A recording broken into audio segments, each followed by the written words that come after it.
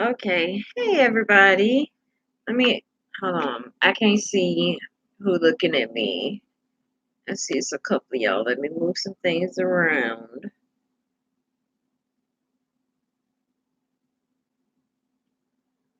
Okay. Hey Tipsy. I know it has been a minute, haven't it?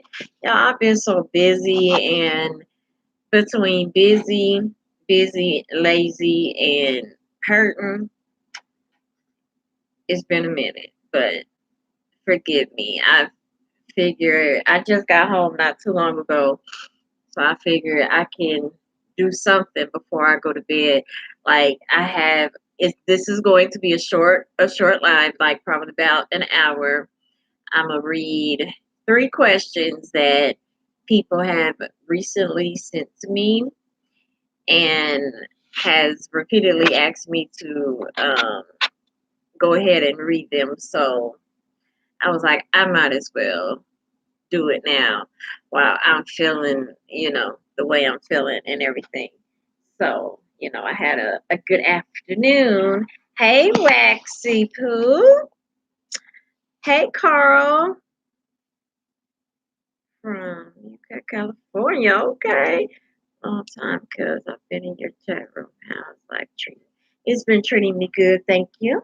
How has life been treating you?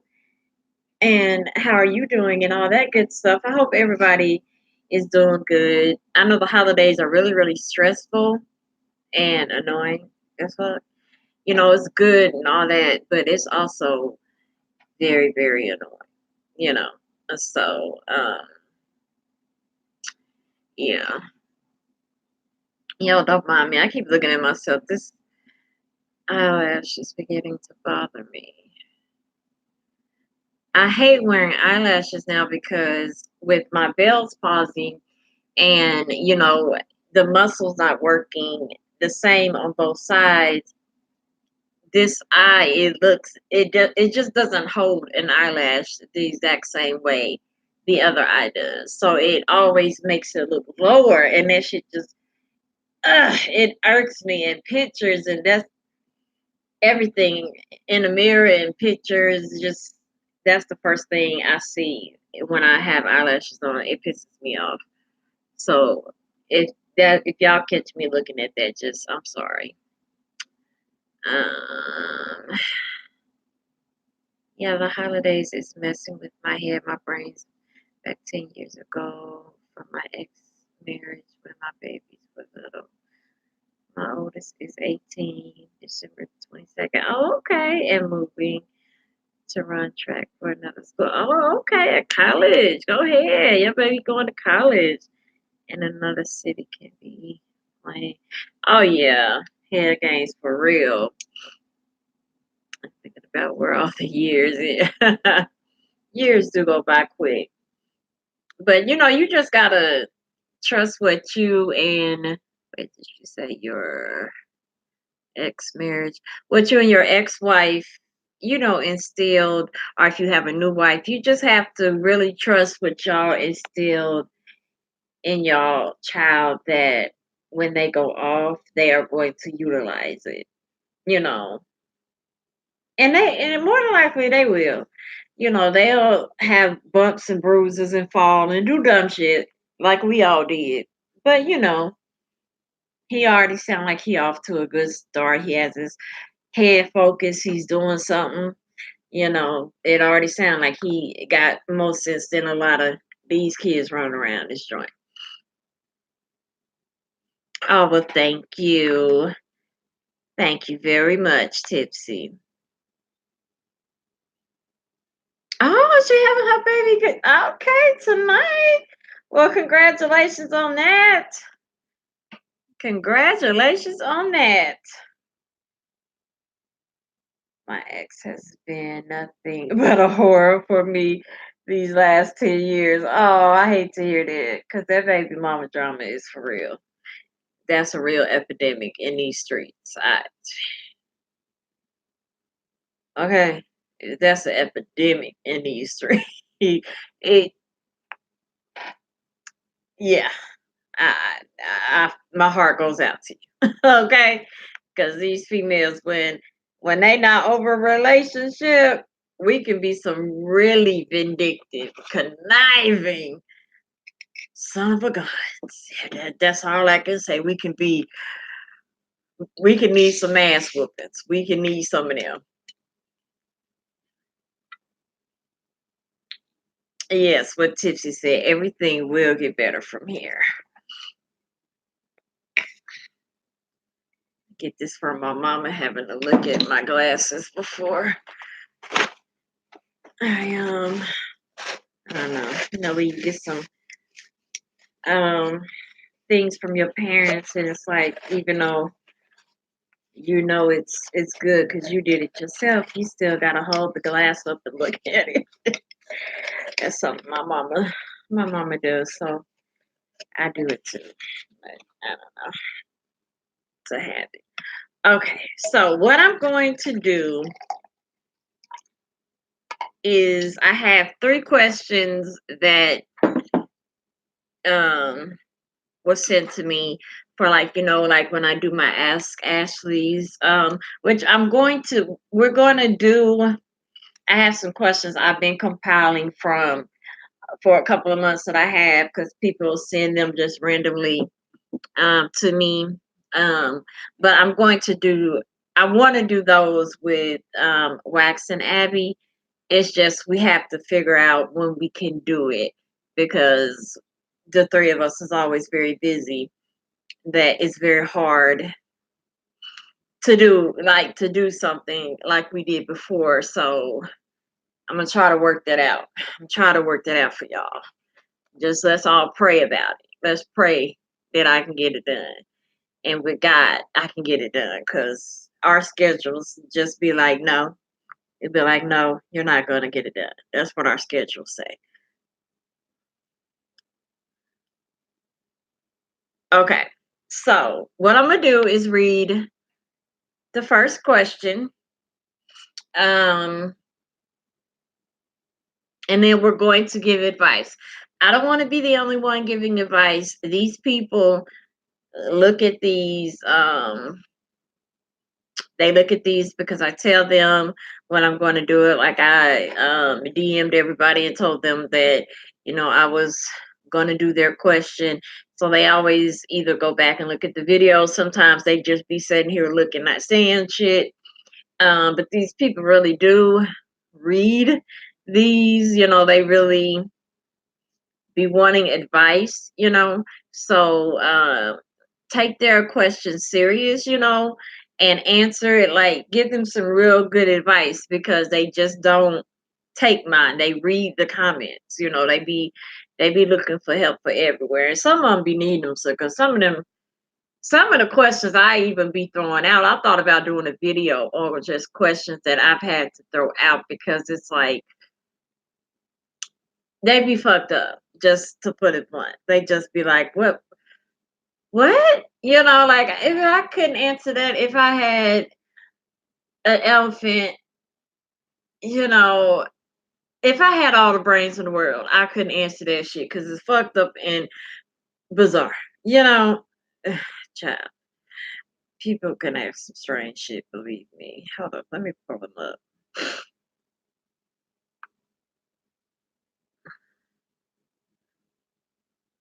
Okay.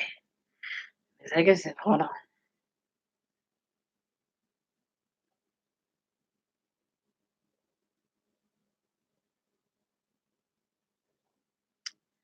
What is okay? I'm not tipsy, but I feel good. I'll say that. Okay. Are y'all ready? I read all question, man. The thing is, she treats me as if I'm the villain that did nothing wrong. It's one that walked out 10 years ago, and I could see if I cheated on her. I could see if I beat her. I can see if I did drugs, but I gave into her everything that she ever wanted. Oh, well, damn. Why you gotta be all the way out there if you that good of a man? See, all the good ones be just out of reach or gay. Yeah, you can't please everybody. Sometimes people grow apart, and then although you weren't doing those things on her or to her, sadly, maybe she was doing those to you, you know? And because like, some women will cheat and then get all wrapped up in the relationship they cheating with, as if this man that knew about the husband, the family, and all of that, and did not take her serious enough to respect her enough to say, well, you got all that. Why are you in my face? But no, I'm going to screw you, even though you got all that. They don't take it serious enough. And then those women fall in love and be all fickle with them and will give up their whole entire life for a nigga that don't want them. And so they will start just screwing off their children, leave their husbands, hell, lose their damn jobs about a nigga that's gonna be with them for a couple of months and then be like, well, our trust is over, I'm out.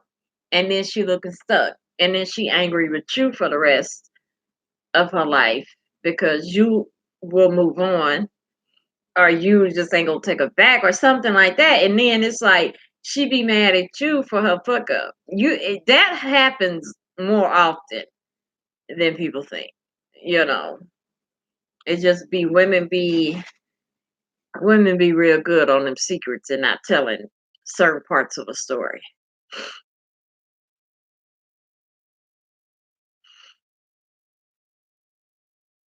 Thank you, Tipsy. I appreciate it. Yeah, you're right. She did a lot of things to me. Maybe her friends or family members was in her ear. That's always family members always in your ear. And don't be saying shit. You have lonely people out there waiting on your downfall. That's so true, Tipsy. Ooh, people will help your downfall. Ooh, Lord have mercy. Okay, so let's read this first question, okay? Okay. It says, when I met my girlfriend, she was vivacious, lovable, well rounded, and a little bit flirty. That did not bother me at all. It was actually one of the things that attracted me to her. But now that we have decided to go steady, oh, I ain't heard nobody say go steady in a minute. That's so cute. Oh, okay, my bad. Okay, but now that we have decided to go steady, she continuously seems to always be up in my friends' faces, and it ticks me off. I've tried to have this talk with her numerous of times. She acts as if she doesn't understand where I'm coming from. How can I approach this situation without turning it into a big fight? I'm talking literally tell me exactly what to say because my mind goes blank each and every time I attempt to do so. All righty. So we are dealing with basically a too flirty girlfriend. And how should you approach that? Okay, you said I can say his name and it's David. So, okay, so how should David approach um uh, how would I do it? Okay, you said you talked to her numerous of times and she act like she don't get it. So, this may sound petty and you have to do it exactly right because you don't want to mess up your relationship. And even though I'm giving you advice of a question that you wrote in and asked me, that's not saying that you should do what I'm telling you that I would do, just to make that clear. Okay. But if I've had a conversation with someone numerous of times about something that has been bothering me, like, and I've just talked to them till I can't talk anymore, if they can't receive the words that I'm saying and literally get it, now I'm in example mode. And my example mode is teaching you a lesson. And I'm going to be creative with that. So if I'm telling you, honey, I don't like when you are flirting with my friends on a repeated basis, and I'm pretty sure some of her antics that she throwing back at him is, well, that's how I was when you got me, and da da da da da, because he said that was one of the things that attracted him, of her being vivacious, lovable, and well rounded, but a little bit flirty. I'm sure she flirted with your ass. But what I would do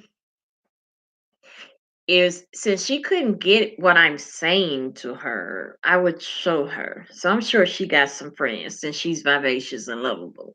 Sure she got some friends. And my ass would get real um comp- mm, I would start giving them compliments. I mean, like, out of the way compliments. Like, you can't say you're going on a double date, okay? And of course, your girl come out in her little outfit, and you need to compliment your woman. Period. It don't matter if she in a jogging suit. Come in the house and just compliment your woman. That always makes a woman smile. But definitely, if y'all going out, just say, you look pretty, you look beautiful. That shit can go a long way. Okay, so you compliment your woman, and you give her a very simple compliment. You look gorgeous, honey. But then you turn to her friend, and you give her a compliment, like, damn, that outfit, you working out outfit, something like that. Something that's gonna make her be like, nigga, what? Like, something that's gonna make her step back, like, do I need to punch you in the throat? Like, don't get punched in the throat, but make that run through her head. You know, make her make it to where all during y'all date, that's what's playing in her head. She ain't paying attention to the movie. She don't give a damn what's on her plate. She don't care about nothing about the surroundings going on. She's just playing over in her head. This nigga really said that shit to her. Like, she actually working out words that she gonna say to cuss you out when y'all get by yourself. Like, that's how much you need to compliment her friend. You need to just start flirting with other people in front of her, so she can then get how that shit bothers you. And I'm not talking about strangers and shit, because that ain't gonna bother her. You ain't never gonna see their asses again once you cross them. Talking about people that she has to deal with. And I'm not talking about shit that's gonna get your relationship to where you don't want it to be, because you want to fix this problem. So it sounds like you want your relationship. What I'm saying, Uh, write it in the chat room, please. You write it in the chat. I'll read it, but write it in the chat, okay? But this is what this is what I would do. Um, Now, if she is a one of them type of flirty people that's just like naturally flirty, sometimes stuff like that don't work on them, because they are just naturally flirty, and it's like they don't mean any harm by it, but it still can get on your nerves. You know what I mean? So you have to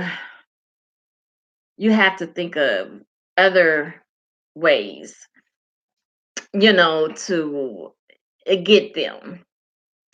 And other ways that you can get them is to always get other people on your side. Gang up on her ass, make her feel bad.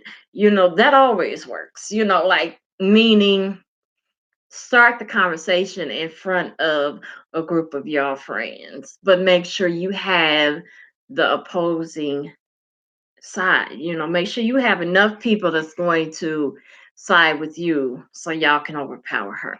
You know what I'm saying? You know, um, and try to make sure it's her friends, because your friends don't count. Your friend's supposed to agree with you. Make sure it's her friends. Just be like, you flirt too damn much, and have one of her friends chime in like, yeah, you do too much. Or you could just go and ask one of her friends to talk to her, and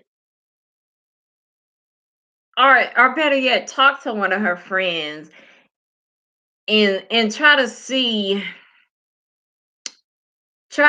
maybe why she's so damn flirtatious.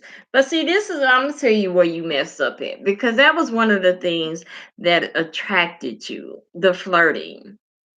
And you have to remember, when you get with the person, the things that you liked, like I'm sure she flirted with you, made you feel all special and all that. That's why y'all got together. But then you just want that attention to you, but those are things you have to pay attention to before, like, you go steady, you know which, as far as I know, steady means it's just the two of y'all. Me and y'all are not going to date any other people. Like, you have to watch them red flags, because that was a red flag that you should have known before you committed with into her, that it was not going to just apply to you, you know. But you here already, so that shit really don't matter. So, like I said, what I would do is I would start emulating what she's doing, because if she don't get it and she care about you, and she starts seeing you do shit that she do and it bothers you, she a damn sure get it. When you start paying attention to other females, because why is she flirting with your friends? It's not strangers. Like, why is it because it said your friends. Let me make sure it said your friends.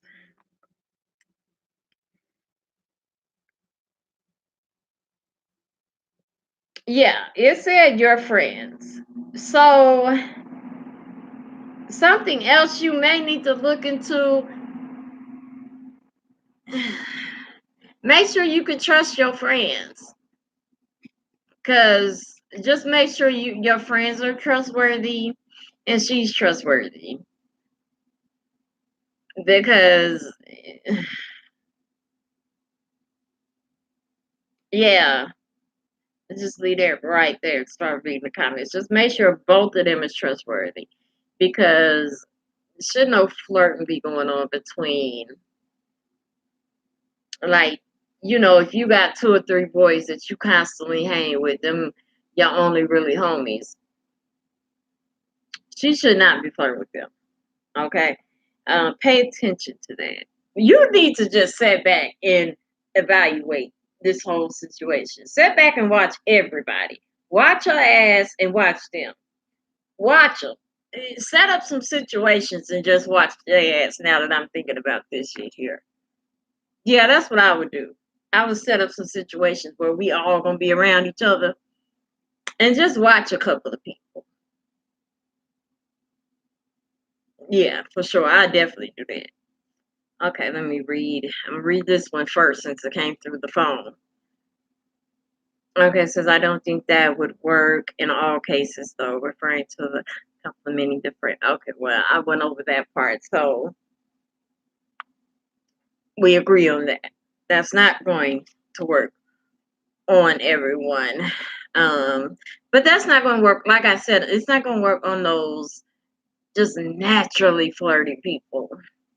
And it's a difference between, it's some people that just got a nick. They're just so fucking friendly. It just comes off as like, can you calm that friendly shit down? And like, yeah, I don't even know how to explain it, but some people just, ooh, they get, I feel it. I feel it getting on the nerves part. Cause I know a couple of people like that. It's just like, calm all that friendly shit down. Like, you ain't gotta be that friendly to every fucking body. You know what I mean? You ain't gotta do that. Everybody they see, hey, everybody, you got to stop in the grocery store and have a 10-minute conversation. You got to hug everybody. Why? Why do you have to do that? I don't understand it. I don't know. Okay, let me see. Carl says, now I just now saw it tipsy that you were talking to a man named David. Sorry, heck, I got more help from you two ladies in 5 years of therapy. Thank you. Okay, my uncle Johnny. Where the hell my glasses at? My uncle Johnny tipsy before. Okay, yeah, tipsy before he died. Used to tell me that my ex Starlet probably regretted the fact that she divorced me because she knew I wouldn't take her back. You ladies, all right. Yeah, women really regret when we mess up like that. When we let a good guy go, I ain't never been through that. Every nigga I done let go needed to be let go. But um I definitely do know women that have been like, I shouldn't have never like pushed him away, or you know, they really be regretting that shit because they'll fall back and see the type of guy he was, or he would have been there for the long haul, or they just screwed up, you know. Okay. Let's see. Tipsy says, "You're welcome." And Carl, don't beat yourself up. You have more. You had. I ain't got my glasses, y'all. I swear I can read. But this stuff blur together when I don't have my glasses. Okay, you have to move forward because you will become very bitter, and you will view every woman the same way, and you will never have a good relationship. That's so true. Now, if people are just coming in, because I see um, two more people from when I was reading David's thing. We're talking about Carl. Um, he has a bitter baby mama situation going on.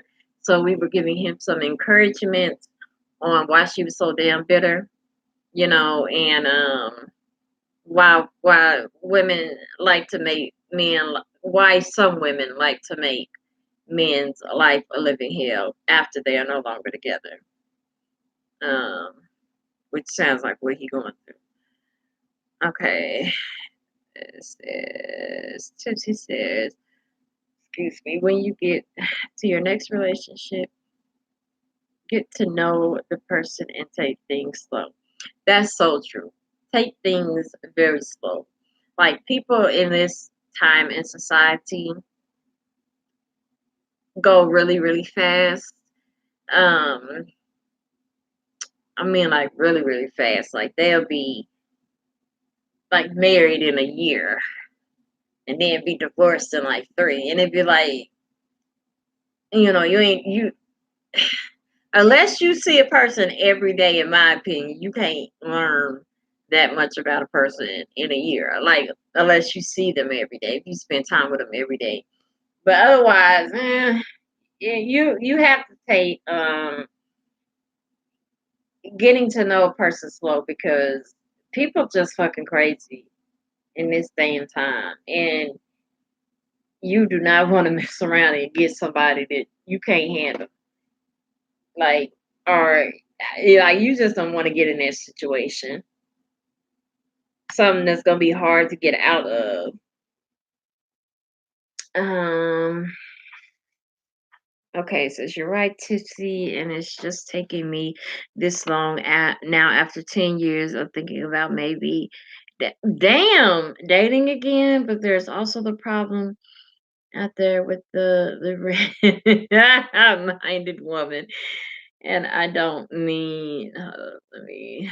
I don't mean. I want to continue that before I don't mean to sound offensive to any ladies here, but my ex turned out to be liberal minded after I married her, and she always thought she was smarter. Then hold up. Then me and do everything better than me. Oh, so you have one of them competing partners. I can't stand that. One that somebody always got to be right. They always got. It's like a competition.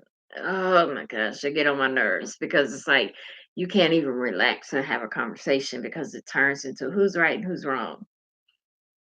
That's just fucking annoying. Um,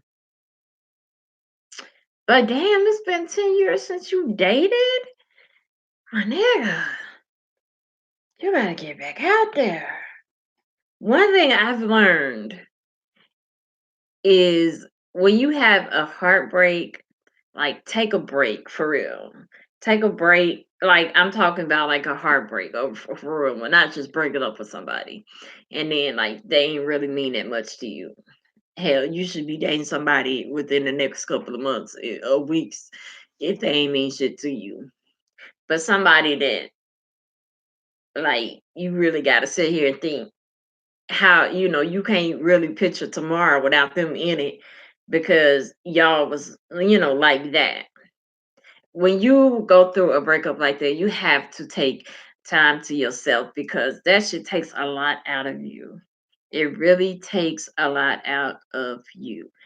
And if you do not take that break, in my opinion, you definitely will carry it into your next relationship. You should always carry whatever you went through in your last relationship into your next one, but in a positive way, meaning you should carry it with learning and making sure you don't do the shit that you did or whatever happened in that last relationship don't happen in the one that you are in now. You should always carry your lessons with you, but you shouldn't carry your baggage of like if a man didn't come in, if he came in late and that always meant he was with another woman when he came in the house late, and then now the dude you're dating or the woman you're dating comes in late, and you automatically that's what it means, and you just go to cussing him out or her out because that's what it meant in your last one. That's just gonna get your ass single real quick because you can't punish a man or a woman for what the last one did. And that shit is easy to do. That shit is real easy to do. Like that's why I think you should take that break of learning, like learning yourself. Because what a lot of people do when they break up, they do not want to admit the shit they did wrong in a relationship. Like because I did that shit as well. When I broke up with like my son's father, when we broke up, it was like if you listen to my story, it was all his fault. And I mean, about 98% of the shit was his fault. I mean, I'm not going to change that part of the story. It was a certain thing this nigga just wouldn't stop doing that bothered me. But as I grew up and grew more into becoming a woman, I learned like excuse me, you could have done this shit different. You didn't have to do that. That was really childish. Well, you could have, suggested this. Like things like that crossed in my mind. So when I got into another relationship and something similar seemed like it was about to happen, I knew how to handle that in a better way than I did in the previous relationship. But it took my ass some years to admit to his ass that I was a little bit wrong, like even that much wrong. It took my ass some years to even say that shit to his face. First of all, it took me some years to admit it to myself and then to be able to say it out loud and then to be able to say it to him. So if you can't do any of that type of shit, you're not ready to date. But shit, 10 years, I think you should be ready. Um, I think you should go for it. Like, you know, or just find somebody to do fun things with. Okay, wait, I skipped two to go to read the okay. Try dating someone that likes some of the things you like so you can have something to do together. Right. So you can enjoy it. So you can enjoy it and let her have her space. So very true. You should not take your girl around your friends too much. Right, David. Right. That's a good thing. After you do that test, bro, because I would test their ass, I would put them together and just start watching people. If you ever notice two people that's messing around, and I'm not saying she's messing around or anything like that, but uh, if you ever notice two people that's messing around and you put them in the same room, they make a type of eye contact that's just undeniable. It just says something. You know, you can speak with your eyes. You know, have you ever done some shit and your mama just looked at you and you heard everything she said within that look, like I'm gonna beat your ass when we get home. I'm gonna tell your daddy. It's like those are two different looks. I'm gonna beat your ass. You won't get a whooping. I'm gonna tell your daddy. Them is three different looks that a child can distinguish through their mama's eyes. So it's cheating got looks too. Like, like your girl gonna be where your girl gonna be at after the club. Like you can look at people can look at each other and speak through their eyes. You need to look at your friends and see if they asses is talking to her through their eyes. And then after you do that, just make sure their asses don't hang out no more. That's a very good tip, Tipsy. Listen to that, David. Keep their asses apart. At least until she can get what the hell you saying. Because it's not hard to get. That's not hard to understand. Okay. You said you should not take because I quit reading it once I started agreeing with you. You should not take your girl around your friends too much. Let her hang with her friends. That's true. So that's so true. I didn't even think about that. See, that's what I'm saying. Y'all got to write too, because I don't be thinking about everything. And then y'all know I get off topic and shit. So y'all have to be writing too. I don't mean to sound offensive. Okay, I read that. And like I said, it was just so hard. Oh, I'm sorry. I didn't know he had continued hard because she thought she was. Oh, no, I did. I read that too. No, I didn't. She thought she was smarter, knew better. Anything I said was dumb. Let me tell you, for a man, that's pretty weird when you start feeling like you're competing. I know that is. Ugh. Yeah, y'all didn't need to be together at all. Because if a woman is not letting you feel like a man, especially in your own house,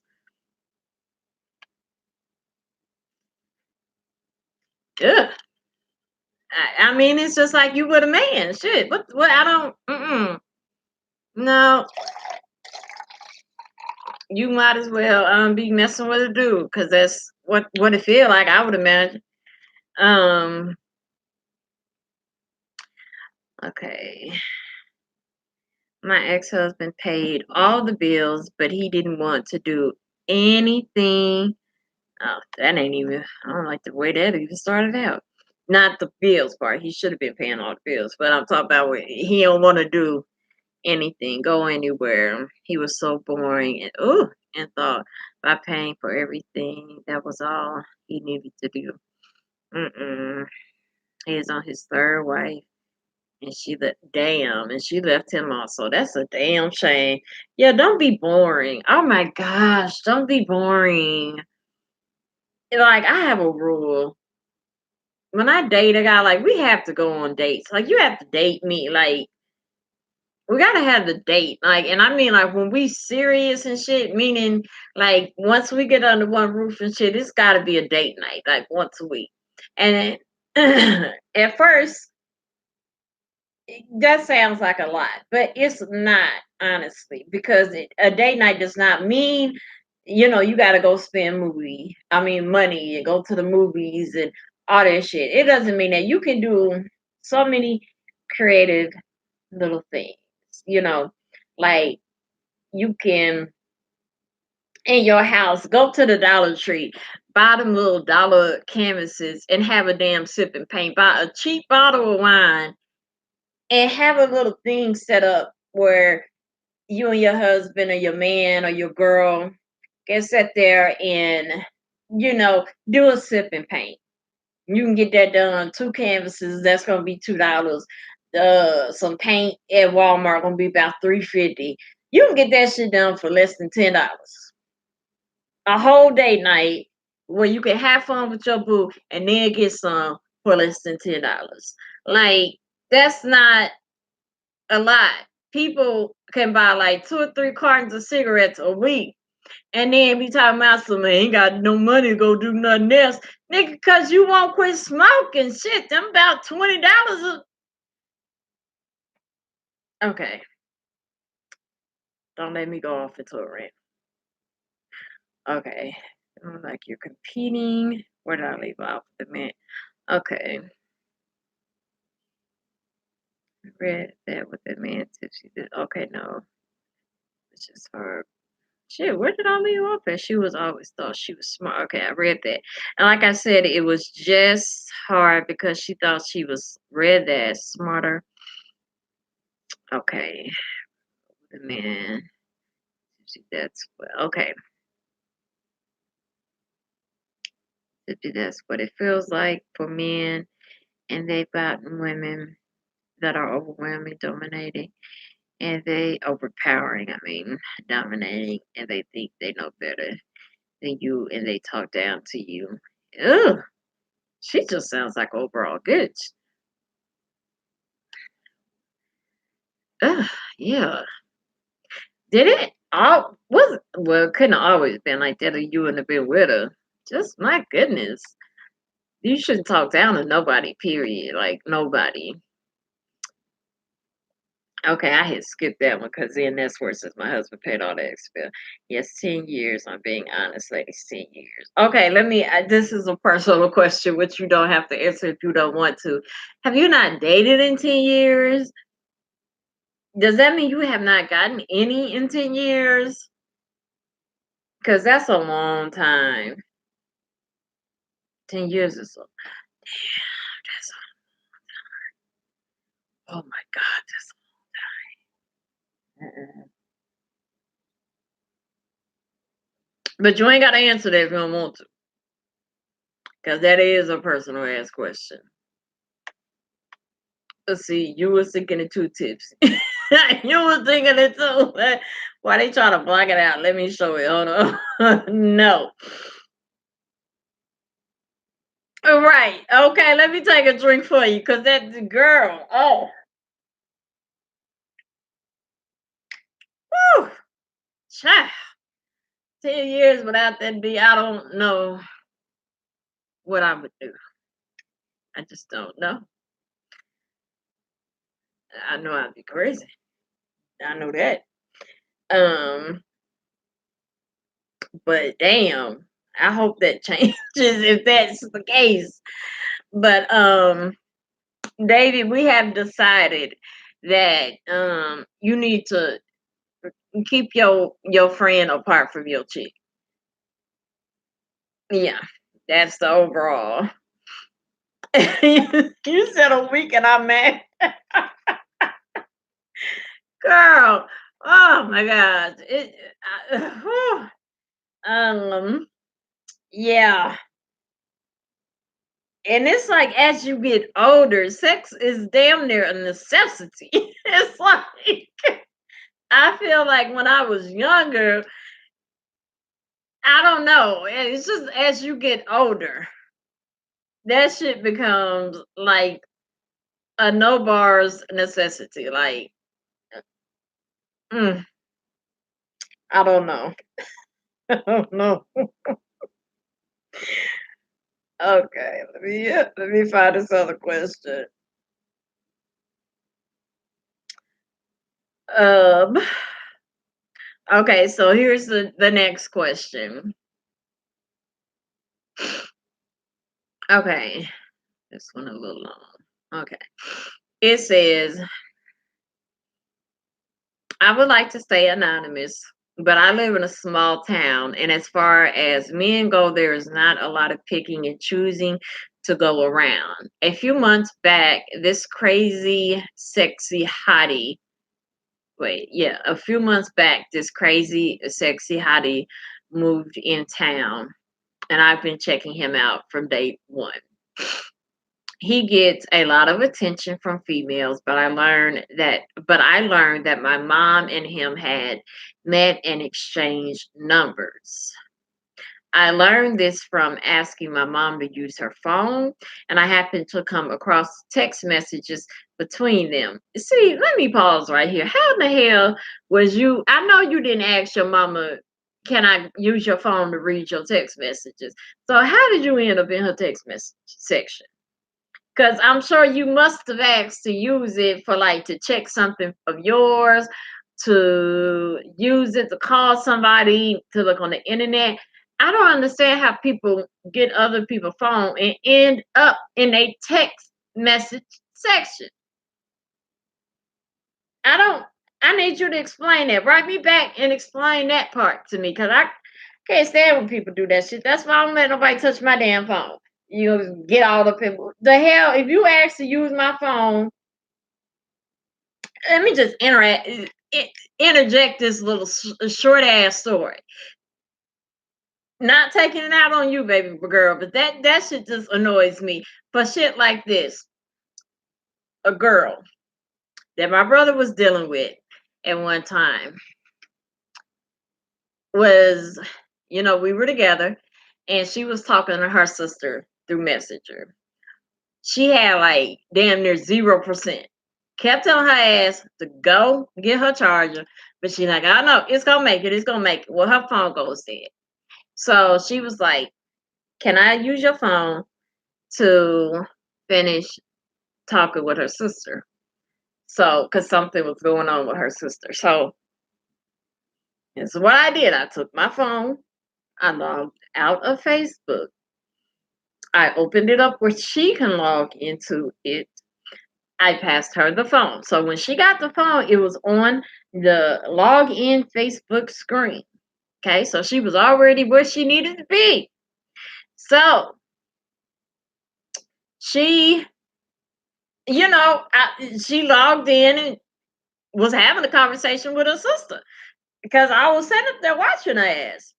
Now, later on that night, I get a text message like, I forgot what it said in detail, but it was like, why does old girl send me screenshots of a conversation between me and you?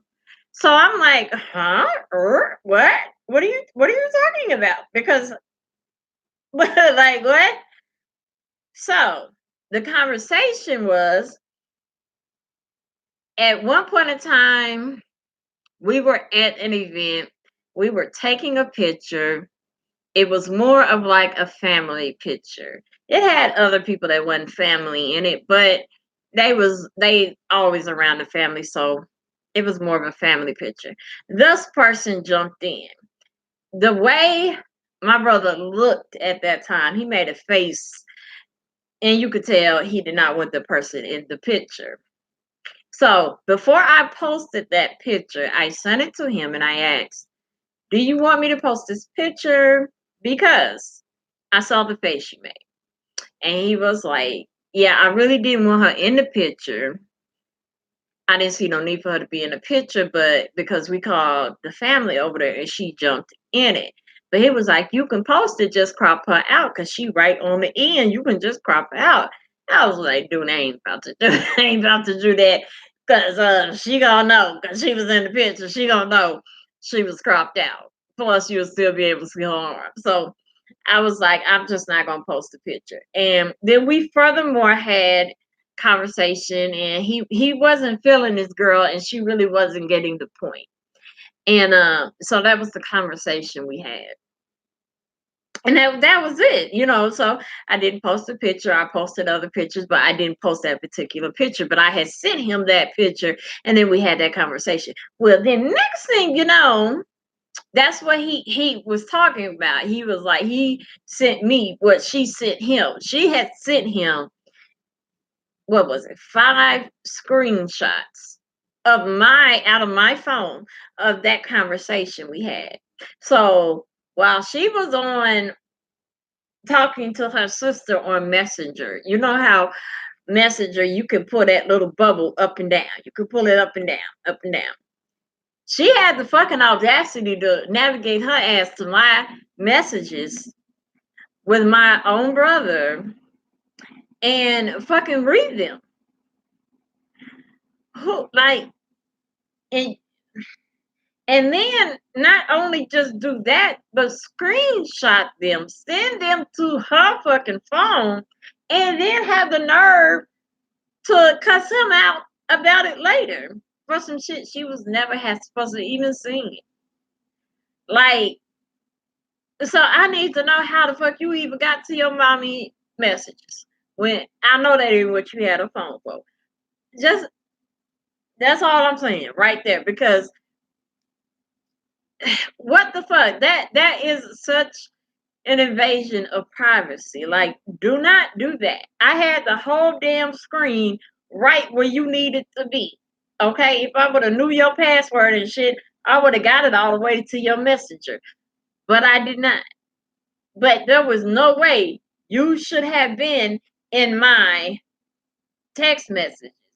And I mean, though, so yeah, so I don't like shit like that because the fuck you sitting up there doing one thing on the phone, but you over there navigating through my shit. Like you don't do that. That's why people don't like to get a phone out. But let me get back to her comment or her question, excuse me.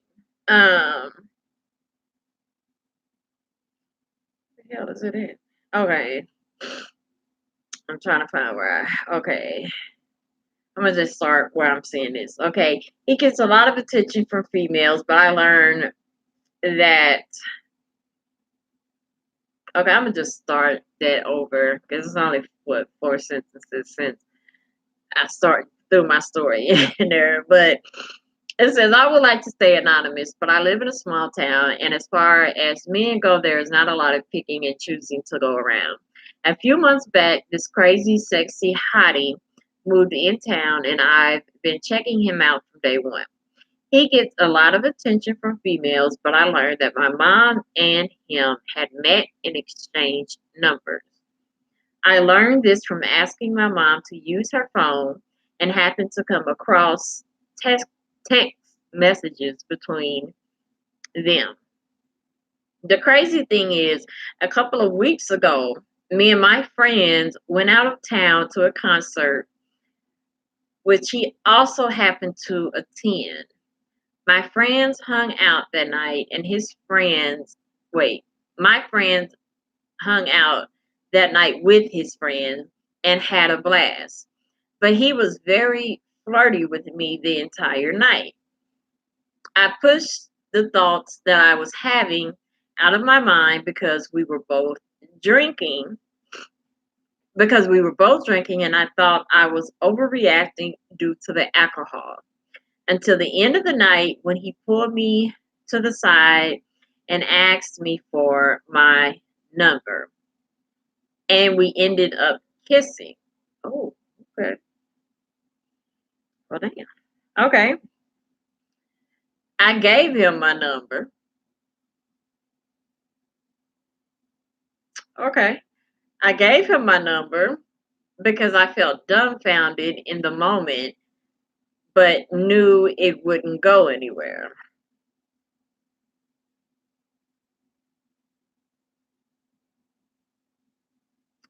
He texted me twice since that weekend, and I have not responded. He definitely knew I was my mother's child.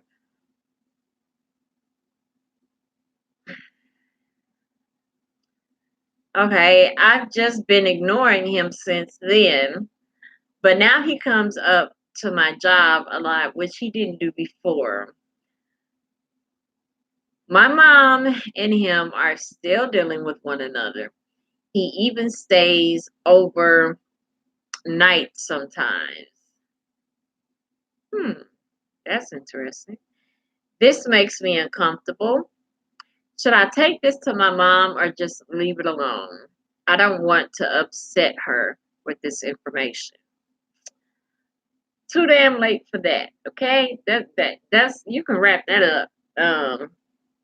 You can wrap that upset part all the way up, honey.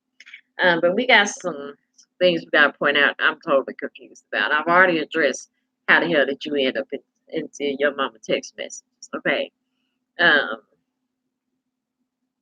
Secondly, how the fuck old is this dude?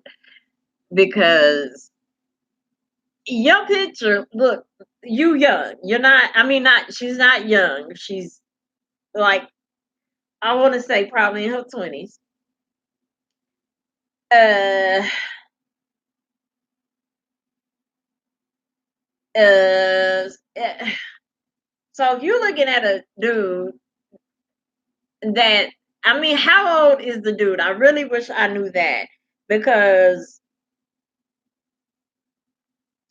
what the fuck? It sound. I'm okay. Like that's important. Is he close to your age or your mama age? Because I mean, he going to concerts that y'all attending, so that makes me think that he more of a younger dude. But then he talking to your mama, and y'all damn sure ain't the same age. But that's neither here nor there. What is here or there is the fuck. What do you mean? He pulled you to the side and asked you for your number. Okay, let's back up before that. Okay, when he was flirting with you at the concert and you knew he was flirting with you have to be honest with yourself. You knew he was flirting with you. I mean, you knew that. You could, what do you said you tried to put it out of your mind due to the alcohol. No, I feel like you knew he was flirting with you and you enjoyed it because you already was feeling it, you know. So I'm going more towards that because I'm only saying that because what do you mean when he pulled you to the side? He asked for your number and you gave it to him. Like what? I mean, this whole time your mama should have been in your head from the moment you saw him, since you know they were talking. Oh my, I just don't really know because I don't know if you need your ass snatched up. I'm not quite sure yet. Um I don't know why you gave him your number. Okay, but you ignored him. He texted you twice, you didn't reply back. Okay, you was feeling tipsy, so you gave him your number. Okay, I can see that a little bit. No, I can't, but I'm gonna give you that. I can't see that at all, but I'm gonna give you that because you young and we dumb when we young. I'm gonna give you that. I was dumb when I was young and did dumb shit too. So that okay. But how the fuck did we jump from getting a number to a kiss? That's where I'm confused at. And then you, what? Like you should have told your mama that night. Like you should have. You. That's something you should have. What? Like your mama should already know that. Yes, tell your mama that. Yeah. Yeah. Yes. Tell your mama. Like if your mama get mad at you, I don't like to talk about nobody mama, but it ain't no way your mama should get mad at you for that. Like all that anger should be at that man because he knew that you belong to the woman he was already talking to. Okay. So But your mother needs to know that. For one, he's sleeping under y'all roof and he's already kissed you and then tried to holler at you. No, girl, tell your mama. Like right after looking at this video, go tell your mama. Okay. If you don't know how to start the conversation, start it where I start reading when I read your question, start it there and just set the laptop on your mama lap and be like, look, mama, let me read that question and then pause it and y'all had a conversation. Cause that shit need to be had. Cause he don't need to be talking to your mother. He don't need to be sleeping at your house. Period. Because if he is a grimy type of nigga that will mess with your mother and then try to holler at her child and then kiss her child and then receive the number to her child and fucking make contact and then continue to date her and have the nerve to stay all night. This is not the type of man that your mother would want around you. And this is definitely not the type of man that needs to be with your mother because he ain't gonna do nothing but tear her life the fuck up. That's all he gonna do because he's working on it now. Like he's literally already laid down the foundation. So yeah, tell your mother ASAP, okay? Tell her so very quickly. And block that nigga from all your accounts. If you, however, don't talk to him.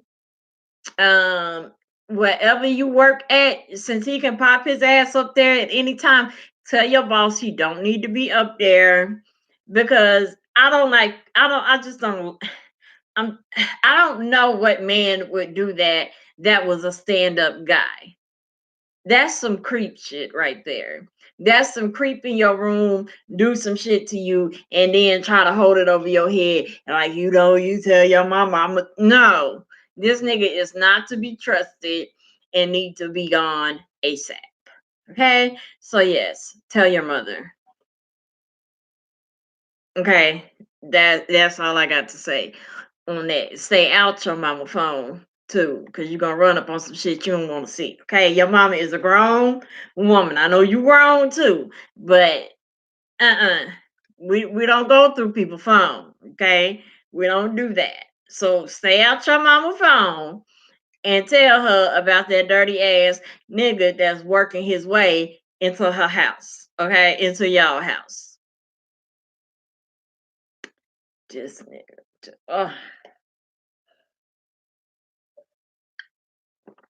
The fuck how do realize he was working on you all night long? You realize that, right? This dude is thinking she young, dumb, she already think I'm cute. She dumb. He was already thinking you was dumb enough for him to fuck and still mess with your mom. That's what he thought about you. He didn't think you were a nice young lady that would be great to get to know. He thought this would be a quick fuck and I could still be smashing a mom. That's how low he thought of you. That's how low he thought of you. No, this is not a good man. He need his ass whooped. You need to call some uncles or brothers or some shit and get his ass all the way toe up because that's what he thought of you. He was working on you all night with all that flirtation shit. That's why he pulled you to the side, boldly asked for your number. What you should have done is kept him talking and started recording his ass, secretly recording his ass. So when you got home from that concert, you could have been like, Mama, look, that's what you should have done. That is what you should have done. Because the fuck, how is he bold enough? Nigga, I mean, golly. Ugh.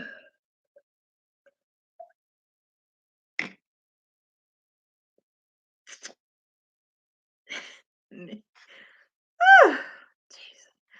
I'm gonna read these comments. I'm gonna read them. These niggas out here be on double time. They be on double duty out here doing dirt. Just and don't be giving dudes your number no more, Jad. If you have a feeling, even if you drink it, go with it. Go with it. Don't be like, oh, it's just the alcohol. Go with that feeling. That's called your intuition. Don't ever ignore that.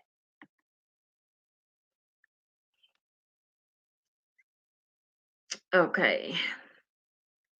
Okay. Let me see. Okay, Tipsy, I don't go around my husband's friends a lot because I'm a tomboy at heart and I don't want to give them any ideas. That's what, excuse me, that's what a woman that respects her man does. We limit ourselves to men that they would be like, what's this? Because we don't want them to be like, what's this? That's just called respect. Real women know all about that. Okay, what is hold up? It blocked it. Let me show it so y'all can see it. It says, all right, since I put it out there, the first 6 years women did not look good to me. I didn't look at women, but now I have not dated in 10 years. I've not had sex in 10 years. Bruh, dude. Oh my gosh. Let me take another sip for you. Oh my god.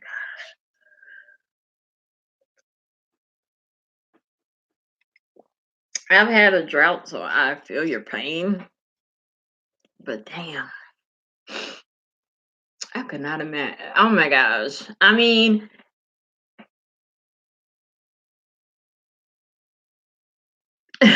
I'm trying to be responsible in what I'm about to say. Um,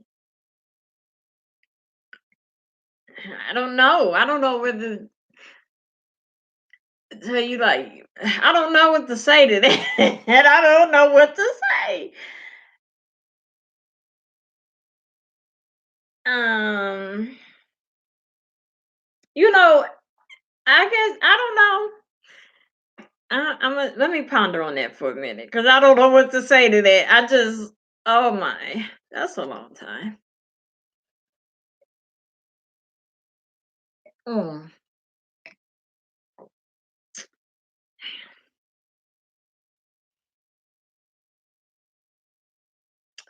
She had to really fuck with Joe everything to, you know,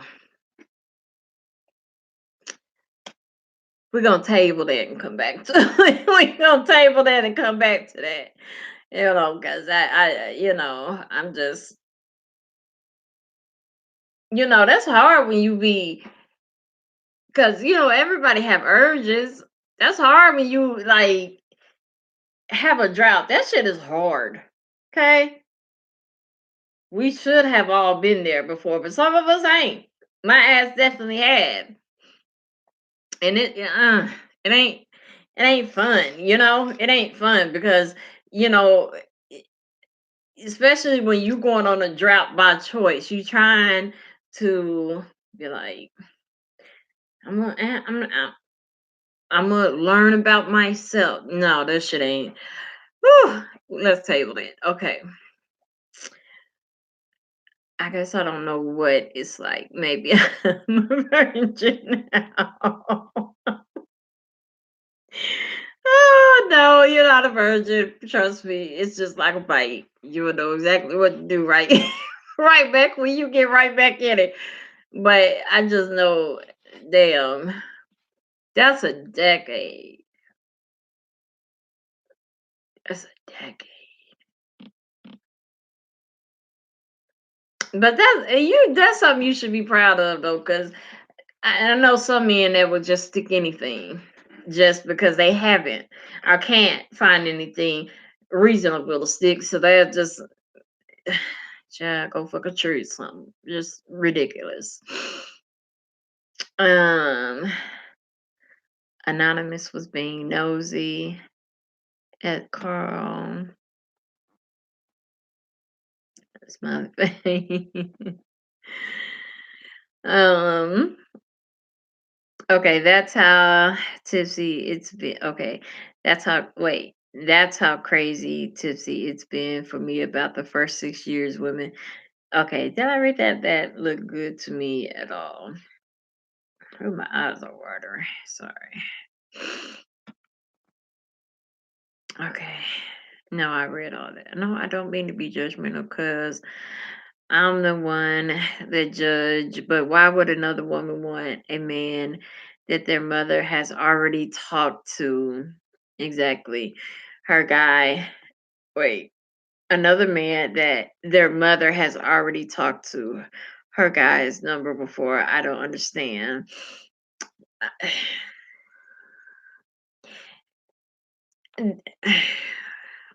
I don't know. I don't know how to answer that. I don't. The only thing I can say is, from her pictures, like I said, she's in her early 20s, so she's young, and you know, I don't know. I can say we can make some type of judgment about her character because even though she gave the number to the guy when he started to contact her, she didn't allow it to go anywhere.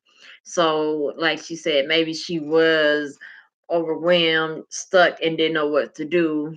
So, did just give the correct number to him um in order to call. But that kids like, no, I'm going home to tell mama. Like I'm calling mama, matter of fact, because that's a whole nother level. Maybe she was imagining it. This sounds suspicious. She was imagining it. Why it sounds suspicious, Tipsy? That man was too old for her. Yeah, because he has to be older. I don't. But then it's like, why is he? What concert was it at? Like, what was the concert? Why are y'all at the same fucking concert? If he did like, mm-mm. Okay, why is this helpful? This sound like some Jerry Springer shit, right? I just don't know. I hope your mother is not the type of mother that's going to blame you, get mad at you, try to put you out the house. Like, if she's that type of woman, I can understand why you are wavering should you say anything. Um, and so I pray that she's not that type of woman because there are those type of women out there. But you know, I think you need to tell your mom because that that nigga got a plan for y'all. He's working it out, and it needs to be stopped because his plan is not for y'all benefit. Trust and believe that. Okay.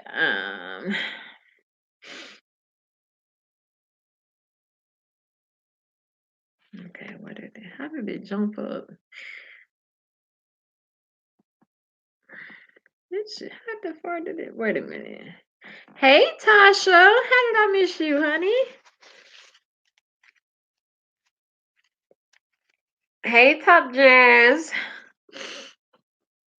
Am I skipping shit? What the fuck?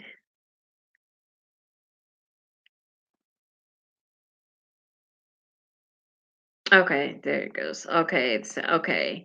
Sounds like she's getting hit. Okay, sounds like he's getting his ego jerked pretty good. Yeah, the dude. Like I said, he got some shit planned for y'all, and it's screwing both of y'all. Is what that is, and it just depends on his character. If he's the type that don't care if you're willing or not. So I wouldn't even take that chance. And yes, because he's a predator. Get yeah. Tell your mama. Sound like that man was just trying to add some trophies to his ego. Exactly, Carl. That's all that was. Okay, that's why I didn't miss my Tasha. I had not came across it yet. But hey, baby. Okay, missed you all. Just wanted to say hey, but I'm sleepy. You have a good night. She probably already gone and everything. Okay. But okay, yes, my ex messed my head up bad. The point where I just totally didn't want nothing to do with another relationship or another woman. I get that because I went through that too. Yeah, I went through that too. So yeah, but don't let them get you into a situation to where you will never find happiness again because they, you know, fucked up the definition of relationship to you. That's something I also had to learn because I was on the road to that shit.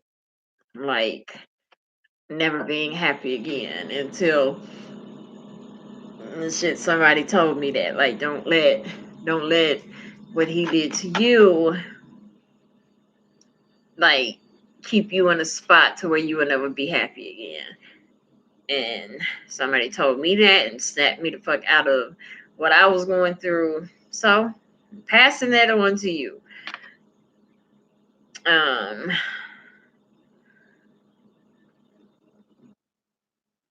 okay. Are you trying to hold out for her, Carl? I know not his wife, not our ex-wife. No, Tipsy, no, I don't care for her. If it wasn't for my two boys, I'd be glad to not see her ever again. I'm not holding out for her, no. I'm about to say, I know he don't want to hit that no more, because why? Just why would you? I'm just telling you guys the truth, ladies. After my divorce, I just didn't care. It it looked at women anymore. I didn't care. Oh, that's sad. Good job to move on. Yeah, definitely move on. Start dating women. Start going out to meet people. Now, okay, no, I saw women. Wait, no, I saw women is trouble and no good. I'll be honest with you ladies about that tonight. I saw women nothing but trouble. We're not all trouble. No, we're not all trouble. No, we're not. Don't see. You already got that in your head, and that's not going. That's going to only mess you up. You never gonna find happiness because you letting something she did to you project that on every single woman. You know, and that who is that gonna hurt? Is that gonna hurt her? Is she at home not getting no D right now because of the projection she made you look at with other women? She at home probably getting laid right now because she moved on and knew that all the fuck shit she put you through wasn't gonna affect her future. So you cannot let what one woman does not let you approach another woman. It's so what you said you was from California. It's so many women in California that you have a lot of things in common with, I'm sure. You just have to find them. Yeah, just find them. Find them and just start dating women until you find one that you feel serious enough to settle down with. You ain't gotta have sex with them or nothing like that. You ain't gotta spend large amounts of money on them or anything like that. Just get to know them. Go out for coffee with them. Go out for walks with them. Go to a movie with them. Just have conversations with them. Just like when I start dating people, it all depends how I meet you, but like like hell, sometimes it's like we gonna have a phone, just a phone relationship. I don't want you at my house. I don't want to go anywhere with you. I just want to have conversations with you so I can get to know. your personality, the shit you think is funny, things like that. Like one of my pet peeves that I cannot stand is dick pics. If you send me a dick pic, we done. We ain't like we can be have talking for 6 months and everything been good. And then you send me a dick pic that I did not ask for, and I'm not going to ask for a dick pic. I don't want to see. If I want to see a dick, I don't want a picture of it. I want to see it live in color. So I'm not going to ask for a picture like a fucking souvenir. I don't need that. Okay. So men have tendencies to send you dick pics just like, they sending you a damn recipe or some shit, a meme or some shit. Like, what made you think? What the fuck made you think? What were you doing? Did you just all of a sudden thought, oh, let me send Ashley a dick pic? But it makes no sense to me. That shit I don't get. Whew, I'm getting a little warm. I gotta have a little bit too much drink. It was drinking before I started this damn video. I didn't already drink them. Okay, yeah. But this shit don't make no sense to me now. Why? But yeah, I mean, I had like just a couple of months was talking to a man. Everything was good. It was like, he was all right, you know, we was getting along, having conversations. Um, I had him on the phone plan, as I call it. And then I was like, when I get comfortable enough to want, to hang out with you, he was actually getting there. And then one morning, and we had the conversation about the dick pics. I told him I can't stand that shit and what happens with it. He didn't send me a dick pic. It wasn't a dick pic. But it was a picture of him with no shirt on, and he wasn't, cut up and all that. And that's not a requirement. I'm not all Coke bottle shaped and all that. So, I like men. If I like you, I like you. I like them to have a little weight on them because men is big. Oh no, they don't work with that. I don't want to feel like I'm a break. Like, so I can look thicker on you. Um, but he had he was thick enough, but he just sent I don't know, the picture was just fucking disturbing, okay, and I didn't ask for it. It was just there on my phone, and I can't stand hair on a man's chest. You have to wear that shit good. It's like blonde hair on a woman. I cannot rock blonde hair. I know I cannot rock blonde hair. So I do not rock blonde hair, okay? If I rock blonde hair and people go to looking at me like, why you got that on? I don't fully understand because I'm going to be looking in the mirror like, why you got this on your head? So it's like that to me with hair on your chest. If you looking in the mirror and it look like taco meat or a bad burn or just a fucked up scar, shave that shit, please. I don't want to see it. And it was just, it was just not, I don't know, the picture, I just didn't need to see it. Seeing that picture just told me, you know what, I don't think I'm sexually attracted to you. I don't know why, because it was all right before, but I don't know, seeing him, because I think he just had on boxers is what he had on. It was just like, no, I'm good. And literally, I was done. So how the fuck did I get started on this story? I don't know, but don't do that. Don't do that. When you start dating, don't do that. Don't. And well, you probably since you ain't done that, you probably won't even do. I ain't even gotta tell you that. I ain't even gotta tell you that. Because 10 years, you probably don't even know about the dick pic culture. Because it's a fucking culture. Believe me. So I don't even know how I got. See how y'all. Oh Lord, I don't know how we getting off topic like that. Um,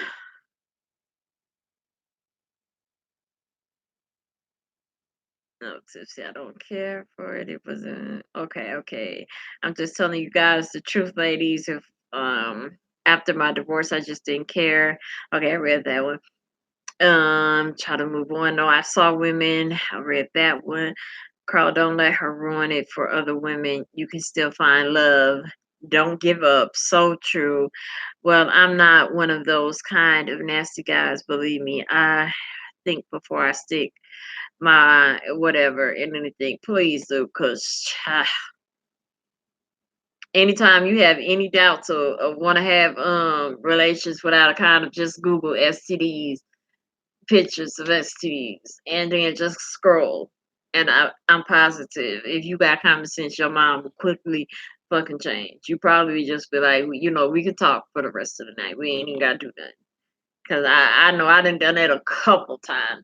I didn't I done done it a couple times. Like, you have a rendezvous with somebody and you just like you're in a situation where you're like, fuck, we ain't got no type of protection. And then you take a moment and you just be like, okay. Then you be like, okay, let me talk myself out of this. And you not talking yourself out of this in your head. You just like, you already made up your mind. You're not going to listen to your head. And so you be like, yeah, Google. My friend told me that one time when we was in college. And she was like, Google STD picture. She was like, that shit will always change your mind. And so I did that that night, and I mean it. I was like, "Yeah, we could just watch Netflix, because we ain't got no kind of it. Ain't nothing about to, happen." And he was completely dumbfounded because it was like, "Yo, before I left the room, you was fine and cool. Like what? No, nigga, I'm not cool and fine anymore. Okay, look at these pictures. All right, this shit is not going down. I'm just not comfortable anymore. Like, mm." Hell no, the pictures will have you not fucking for 10 years, okay? No, no. Okay? Don't do it. Don't do it. So definitely don't stick your thing in anything. We are not telling you to go have sex with anybody, but not letting yourself live. Right. Exactly. Why they cut that? They be getting on my nerves when they be blocking shit. Um, damn, where did he go? I just said, okay, there's one. Letting yourself live. Okay. You let her take your energy away, take it back, and go have fun. Amen. No, I meant yet. Wait. No, I meant yet. Did wait. Mess my head up. And yeah, it has hurt me because I did let it get my head. Then I took. Wait. I did let it get my head. Then I took on women as nothing but trouble. Yeah, you did that. You did that. No, she didn't date. At least not that I know of. I don't think she's seeing anybody. I don't think she's seeing anybody. I don't think. Okay, wait. I think it's some extra words in that one. I don't think a man really wants her just for one night stand, even if I think that run from her. She just ain't met her match yet. That's all that is. She gonna meet a nigga that's able to handle all that attitude, all that lip, all that challenging she gives. Oh, you best believe she gonna meet a nigga that she gonna meet him. That's right there, ready and waiting and willing to fight every battle she wants to fight. Trust and believe she'll run across him, and when she run across him, she gonna get a taste of her own medicine. And she probably ain't gonna like it, but she be alright. She will be alright. You can't be dominating people. You can't be doing that shit. Do something like that. Okay. Let me see this one. Stop worrying about wait. Damn, where okay, stop worrying about her sex life and who want her or who don't want her. That's your problem now. Move on, start traveling. You will feel much better. What you have to do, Carl, is you have to forgive her. You're not going to move on.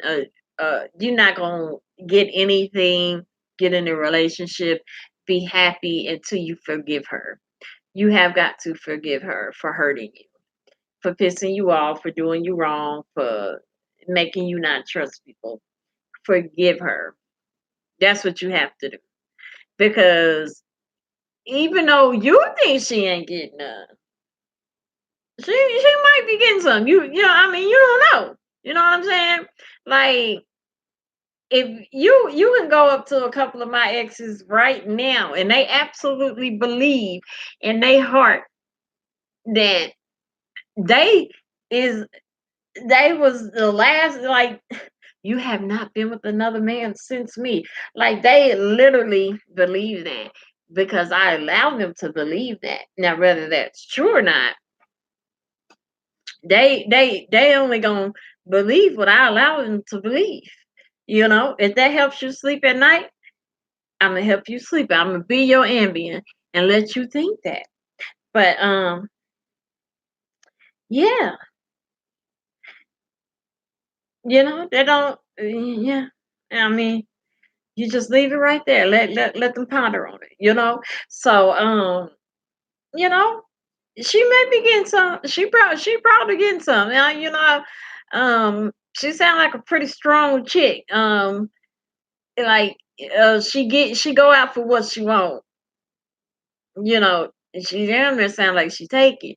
Um so you know she might, but like that's not a concern of yours anymore because y'all have not been together for 10 years, but you have been hating her for 10 years. It takes a lot to hate. That is the most hardest job in the world. That's harder than being a mother. That's harder than being a black man in America. That's harder than keeping a 9 to 5. That is a hard ass job to hate someone. That is a job. It's not, that's a fucking job, trust and believe me. Okay. And that's what you're doing. You are carrying all that hatred towards her, and it's only kept you in one spot. That's it, and that's unfortunate. And you have got to forgive her. Just let it, let it go. Not that we trying to diminish what you went through or what she took you through, but don't let her keep you in one spot. Just let it go. Let it go. Forgive her. Don't require her to have to give you an apology or anything, because that was my damn problem. I wanted an apology from my ex, like for all that shit you put me through. I want a fucking I'm sorry. And he was saying I'm sorry, but in my mind it was like you don't mean that, and I want a sorry for every fucking thing you did, which would have been a whole lot of I'm sorries. But when I look back at it, once I finally forgave his ass, he had said I'm sorry a couple of times. You know, it's just I was not willing to receive it because I still hated what he had put me through. You know what I mean? And as long as I had hatred for him and that female, I was stuck in that one spot. not happy, not dating anybody, just fucking miserable. Just niggas ain't shit. You can't trust no females. Didn't want no new friends. Like that was my motto. I don't even don't even be nice to me because we ain't it ain't going no further than take my order. Like that was a miserable existence. And that's what you might have gotten yourself into. And the longer you're in it, the harder it is to get out of. And telling you that from experience, not judgment. I'm telling you that from legit experience. And you have got to forgive her ass. You got to. Not for her, but for you. I noticed the dick pic a lot. Hold on. Wait, no, this shit always want to jump. Hold on, y'all. It jumped. Let me find it. I know it says something about dick pics somewhere. I don't have the kind of support and family. Nope, nope, nope, nope, nope. Okay, I found it. I noticed the dick pic a lot of women I've seen at gas stations. Wait, that sentence, it didn't make sense as I read it. Hold on. I noticed the dick pic a lot of women I've seen at gas stations. I've overheard conversations, okay, talking about guys sending them dick pictures. What do women get out of that? Um, Nothing. I don't know because I don't like 'em. It all depends on the conversation you heard, because that shit gets on my everlasting nerves. I don't want to see your dick. I don't want to see that. That to me, dick pics are intrusive. Like, is you know how many kids when you be around your family, can I play on your phone? Can you got a game on your phone? TT, can I see your phone, TT?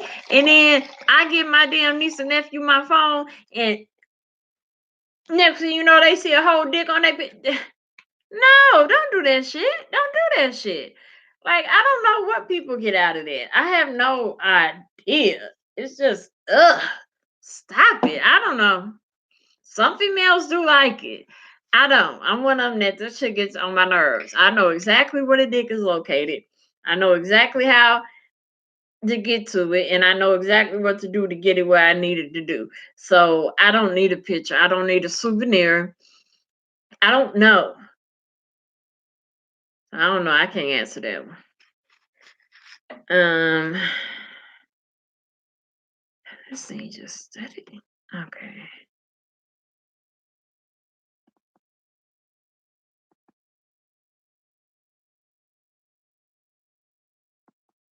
hold on. Let me find where it's at. Where it jumped at. Okay, I had a bad relationship, but it didn't stop me from living my life. My grandma wouldn't let me be sad for a long time. Go on, grandma. She had your back. I don't have that kind of support. A family that some people do, Tipsy. I'm just being honest. They just didn't care anymore. That sucks. Cause family support is important. But sometimes you can make your own family. Like it ain't gotta be your blood family. You can go out and make your own family. Okay.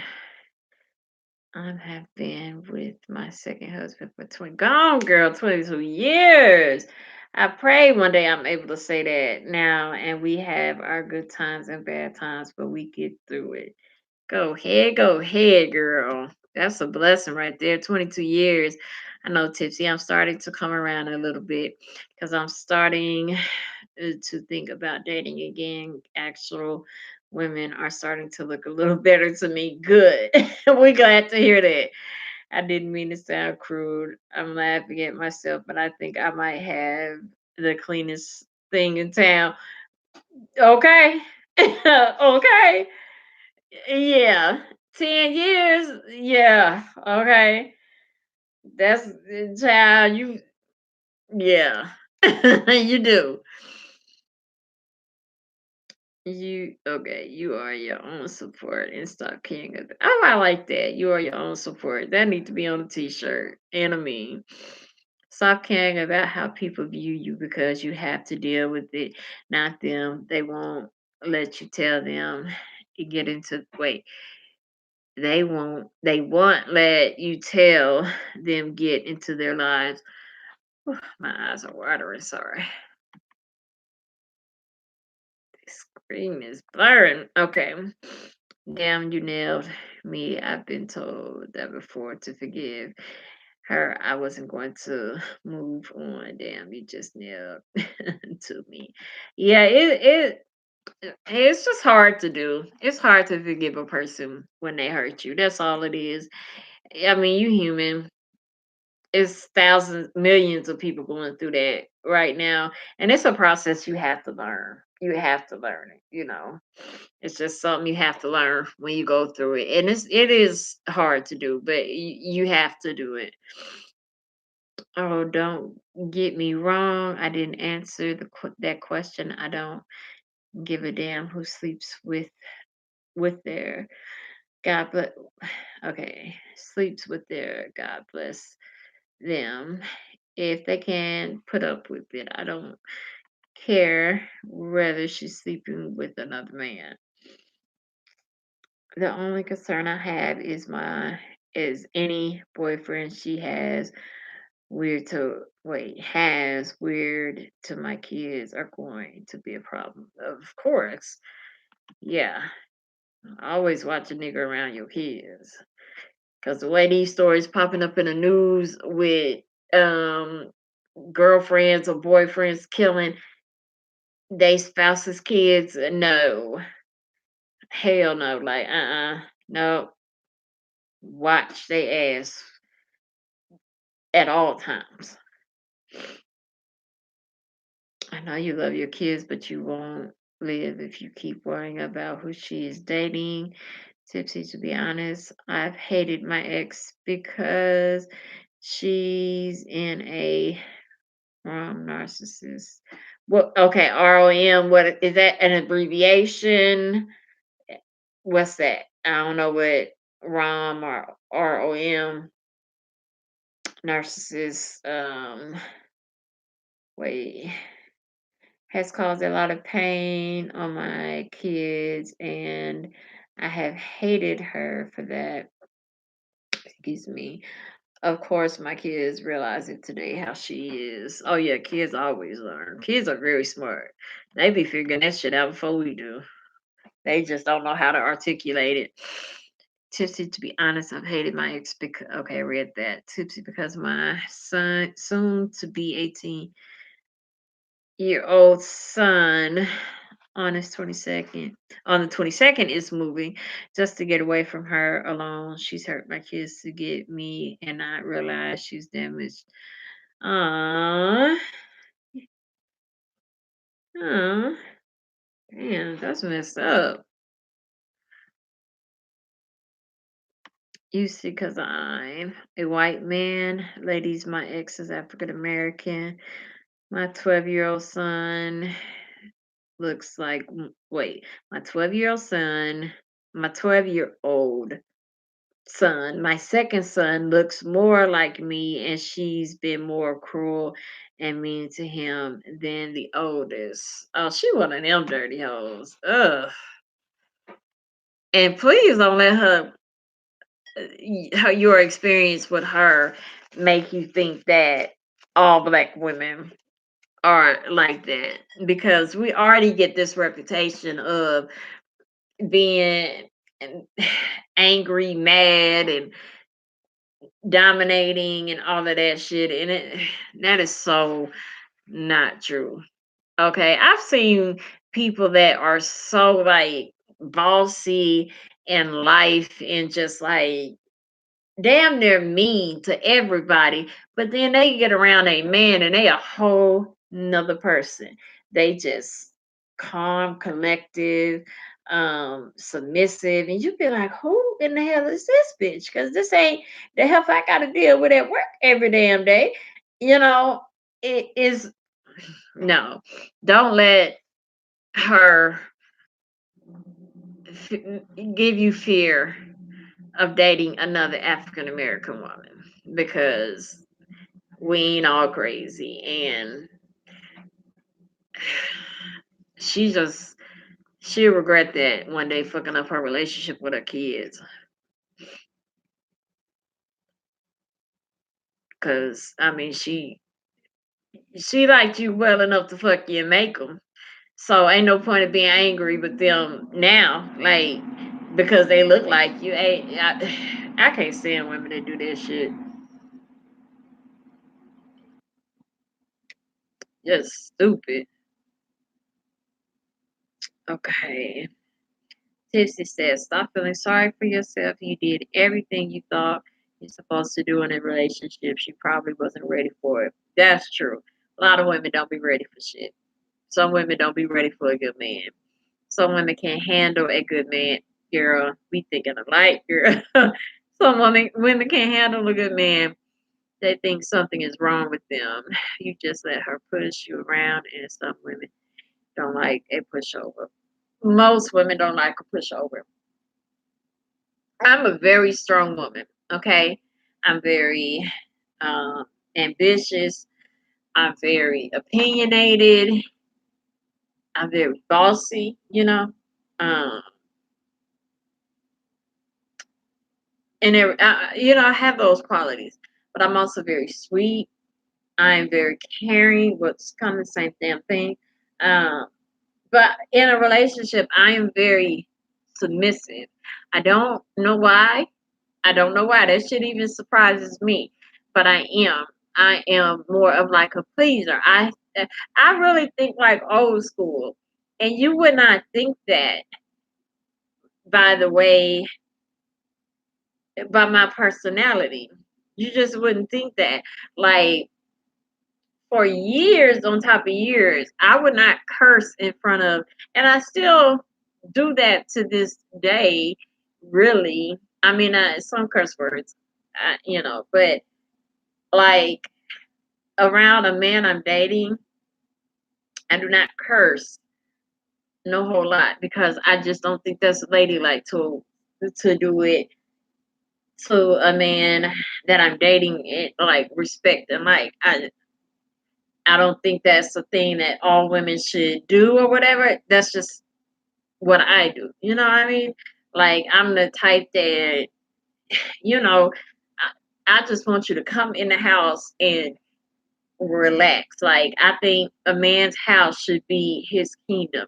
Like my preference is a black man. Like it's just child something about a black man. It's just, ugh, just they just gotta go on. Ain't nothing wrong with white men. Ain't nothing wrong with white men. I ain't saying that, but my preference is just it's something about a black man I am attracted to.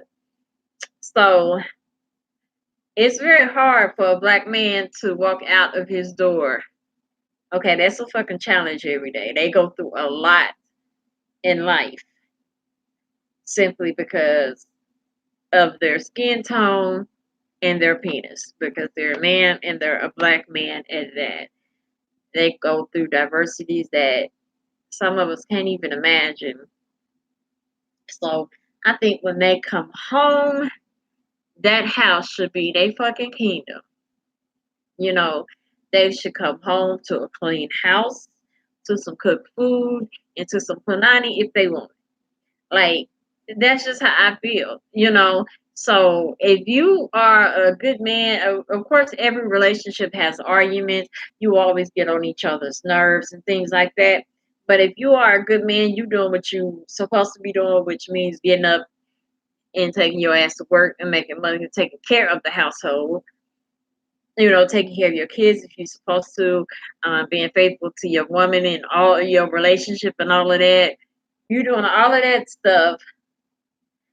You know, you come home, you supposed to be the king. You getting whatever you want. That's how the women did it back in the day. That's why all the daddies got the big piece of chicken, got to change the damn remote no matter what anybody was watching on the TV when they came home.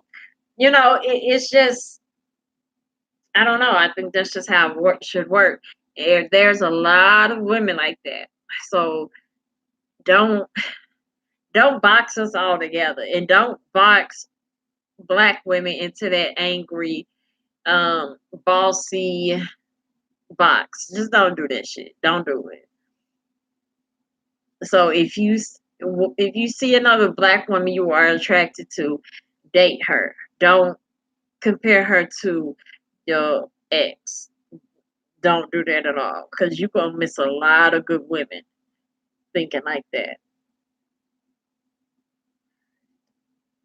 Okay. I'll be honest, in the early years of my marriage, exactly thought that about black women. See, see, karma is a mother, and it will come when you least suspect it. It sure will. I mean, after my divorce, I took on that thought that all black women were cursed, and I didn't blame black men for dating white women. Those are the early years after my divorce. See, you can't be thinking like that. For one, it's racist because black men date white women because they, I'm assuming, attracted to them, like, and you know, attracted to that person. You know, the men that only date white women, they're racist. The people that, anybody that I only date, like I said earlier, I'm attracted to black men. That's my preference. But that's not to say I wouldn't date a white man. If a white man came around with enough swag that can, get me attracted to his ass, I would date him. You know, I would date him. I don't, it's just, but it don't happen like that. It just, it ain't never happened like that, but, um, don't let somebody make you racist by boxing them, up, because that, like, you're just gonna be miserable out of that situation. Okay, so yeah, Tipsy, you nailed me again. I was a pushover. I was raised as a people pleaser as a kid. Yeah, you got to watch that shit. Hey, Kim. I'm good, honey. I'm about to read this last question and then let everybody go. But I'm glad you're here. Okay, it says, no, I agree that I was racist in the early years. I took on that thought. Um, do I am proud of myself that I thought I never said anything negative about black women around my kids, around your kids.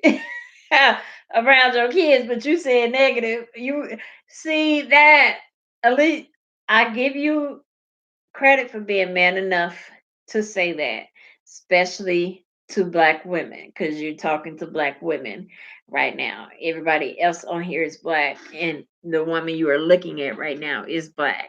So I give you credit for being brave enough to say that. But that still, and I'm glad you didn't say anything negative around your kids, because whether you like her or not, well, she don't sound like the greatest mom, since her kids don't really like her. But that's what they had to look at since they lived with her. That's what they had to look at. That's what they had. That was supposed to be their hero. That was supposed to be their protector. That was supposed to be their example. That was supposed to be their everything. They were supposed to look at her and think, I want a wife just like my mom one day. That was the image she was supposed to paint in their head. Now it sounds like she did absolutely none of that. But what your job is as to do as a father of black men, because it's kind of like you in a catch 22, because it all depends how your sons look. Um, do they look like they're mixed, or do they look like they are black men but just light skinned? Or do they look mostly white, but you could tell something ain't right. You know they ain't all the way white, but they look white. Those are three different very realistic situations with mixed people. Okay.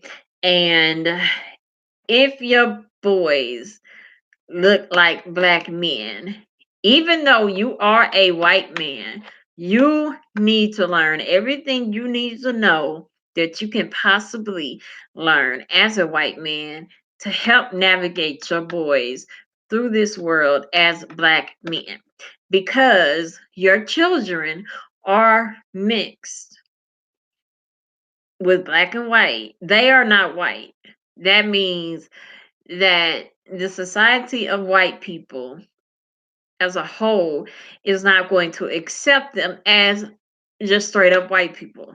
So they always going to have challenges, not fully as a straight up just black man, but they still gonna have challenges because white society gonna test them just like they test black men, just not as hard. So as a white man, you still gonna have to figure out how to navigate and teach your boys how to survive situations you ain't never been in and probably ain't never going to be in because you happen to be white. Um, that's just the reality of that situation.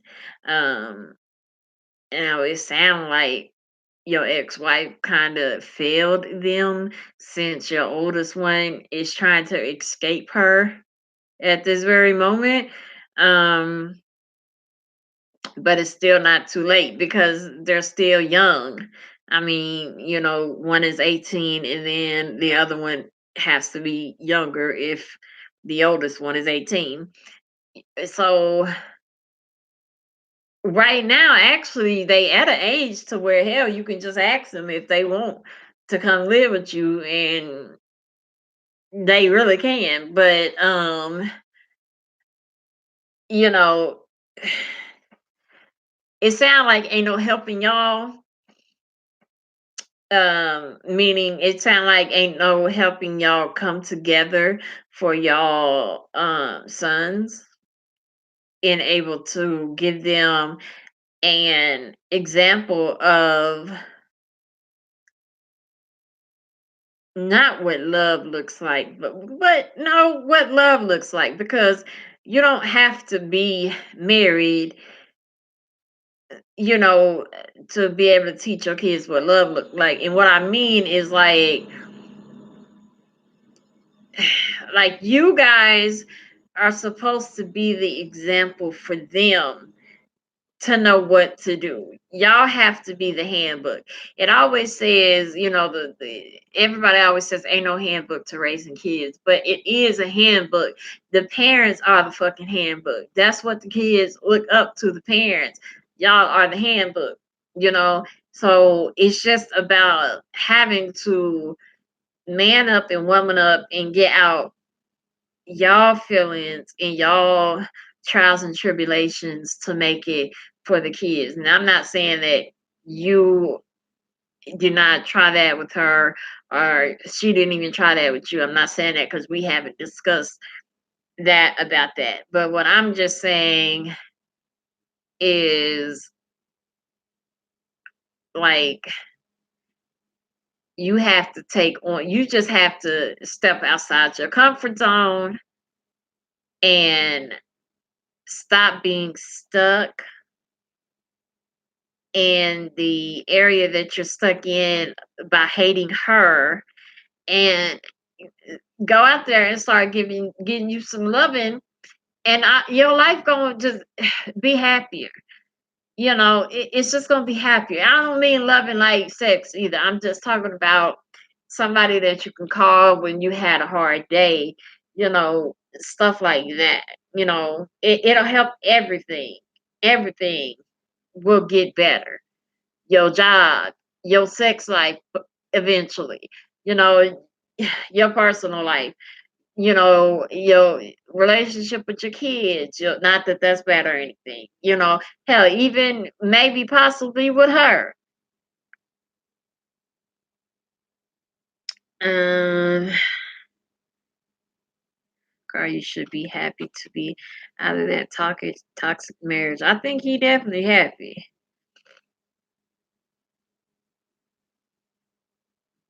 Ken, we missed you too, honey. We missed you too.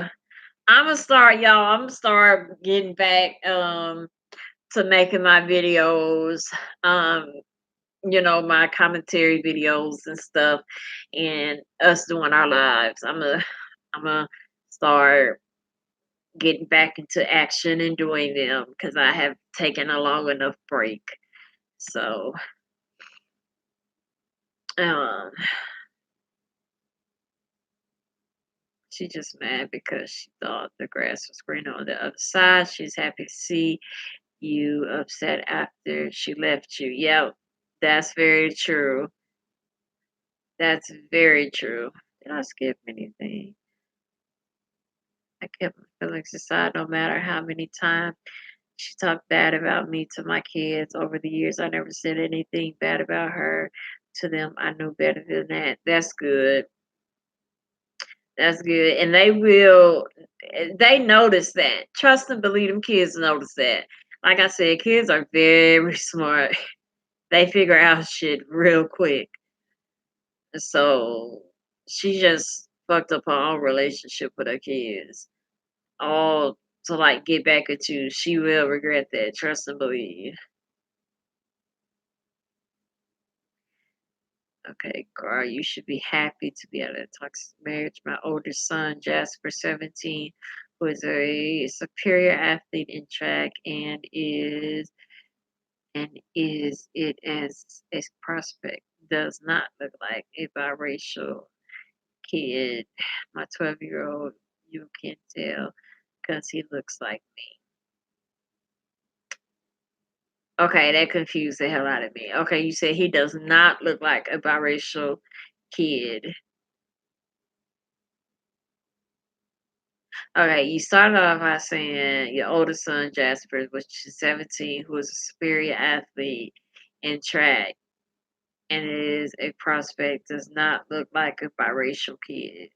Okay, so 17 one don't. So he looked black is what you're saying. Okay, then the 12-year-old, you can tell. Cause okay, now I get what you're saying. Okay, now it makes sense. Okay, so Jasper looks black and the 12-year-old looks more white. So see, they gonna have two different paths in life.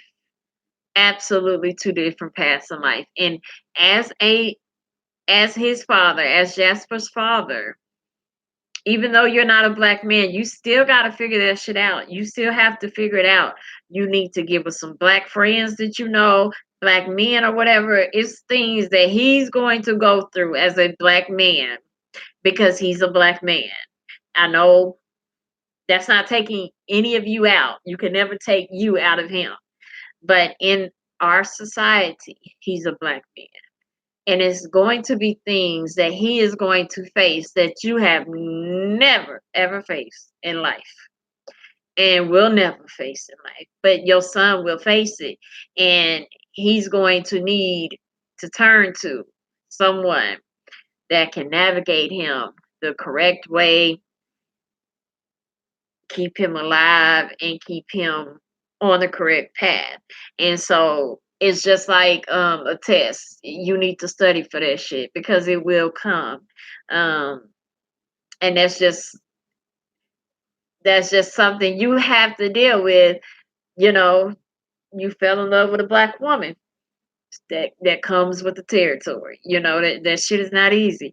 It's not easy being black. It's not easy being black. And you have a black son. So you need to invest in knowing about the African American culture so you can be there for your sons when they need you in case their mom is not, or it's a job for a man, for their father.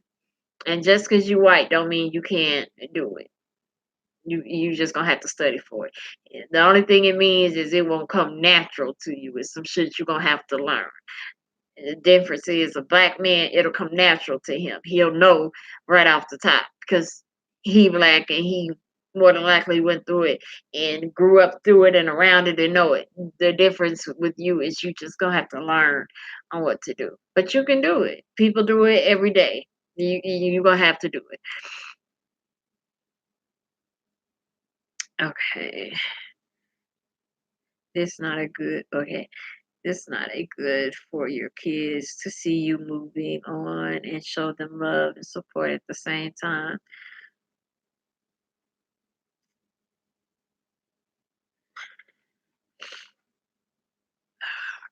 That's water. Okay, no, I'll be honest with you, ladies both. My boys don't like black girls. My oldest definitely has had black girls come on to him, but he shines him off. He doesn't like a black girl. Why do you think he don't like black girls? Why do you think your sons don't like black girls? I mean, why? Just answer that for me, please. And the oldest one is quiet. One is quite the athlete and could probably get a lot of girls if he was that kind of kid, but he's not. But he said black girls he said black girls come on. I think he's what? Wait a minute. On dime, he shines them off. Okay, maybe there's this typo or something. I mean that's okay if he don't like them, but I'm just saying why do you think he don't like them? Um, do you think it's because he sees black girls, so he see his mother?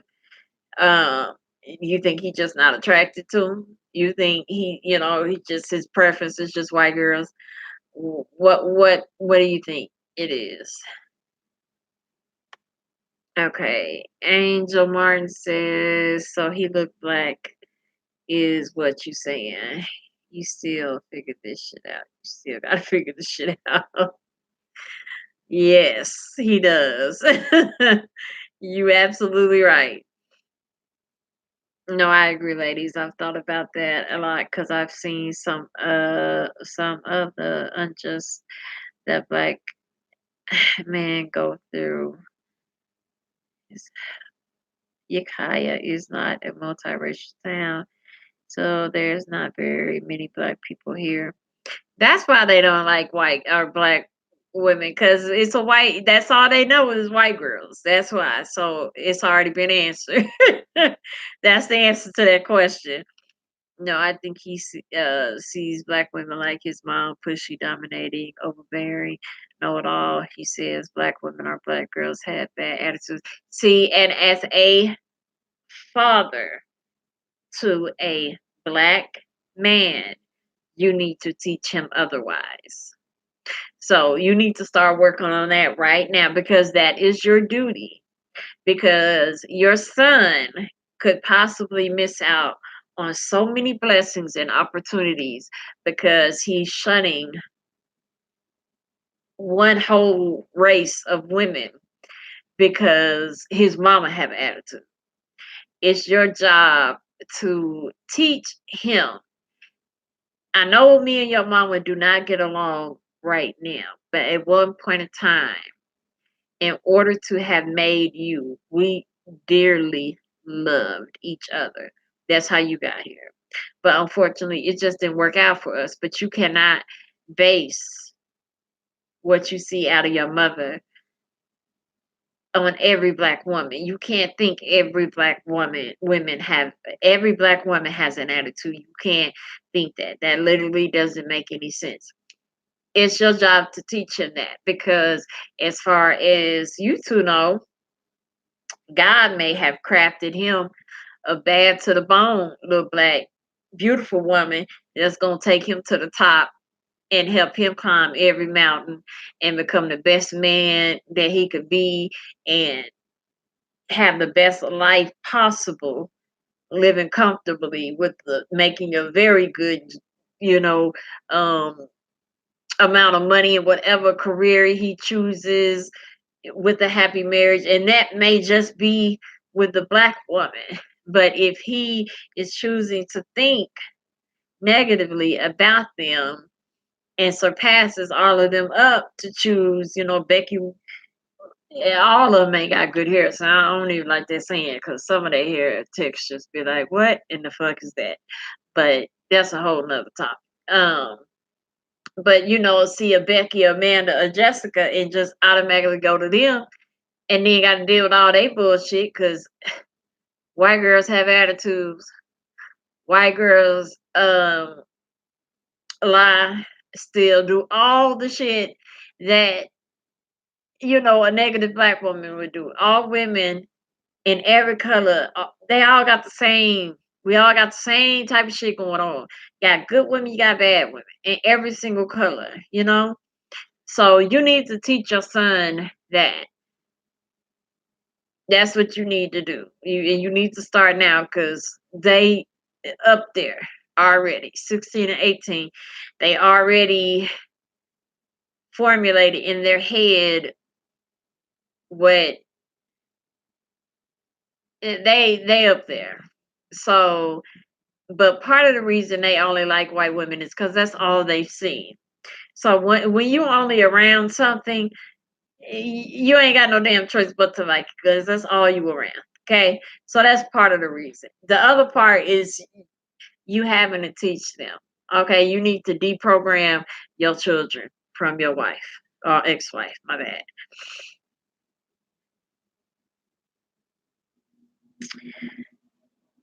Okay. No, I think he sees black women like his. Okay, Red Devil, I know his type because there's only one type he'll notice. It's kind of the sandy blonde, olive, hard body type girl. Damn, he got a hair color and everything. Okay. Now your son is stereotypical. Yeah, black women by by you're not teaching them anything else. Yeah, yeah, yeah. You gotta start teaching them something else. Well, why more Hispanic women? What do you mean, why more Hispanic women? The life is multiracial. Yeah, it is. Listen, it ain't 1822. Stop it. Black folks been here before y'all been. Wait, damn, it jumped. Okay, let me find. Okay, black folks been here before y'all been here.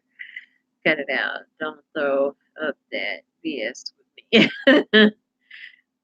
You giving history lessons. Some not talking about Carl.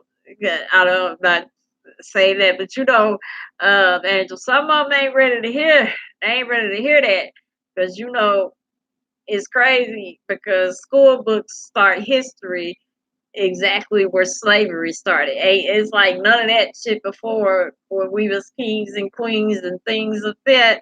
None of that before existed.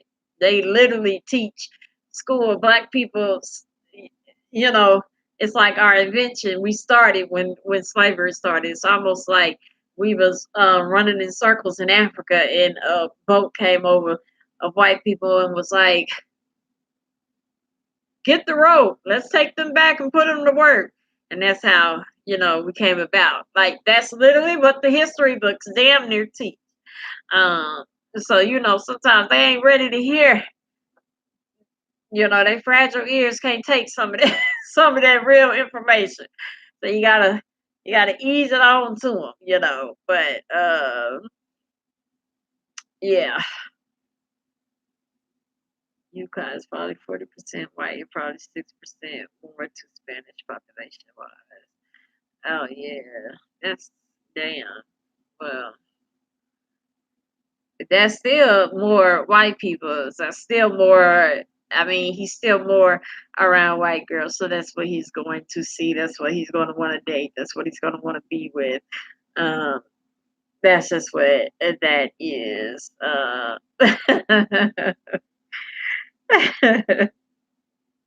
I'm sorry, Queen. You did. No, you got to spoon feed. You got to spoon feed them the real, because Lord trying to teach uh child trying to, oh Lord. I just the other day when I was at the Alice's, we was in the lobby and we were looking at they had the impeachment on there. And so I had just rolled my eyes and was like, this shit gonna go on forever. Like when it is easy as 1, 2, 3.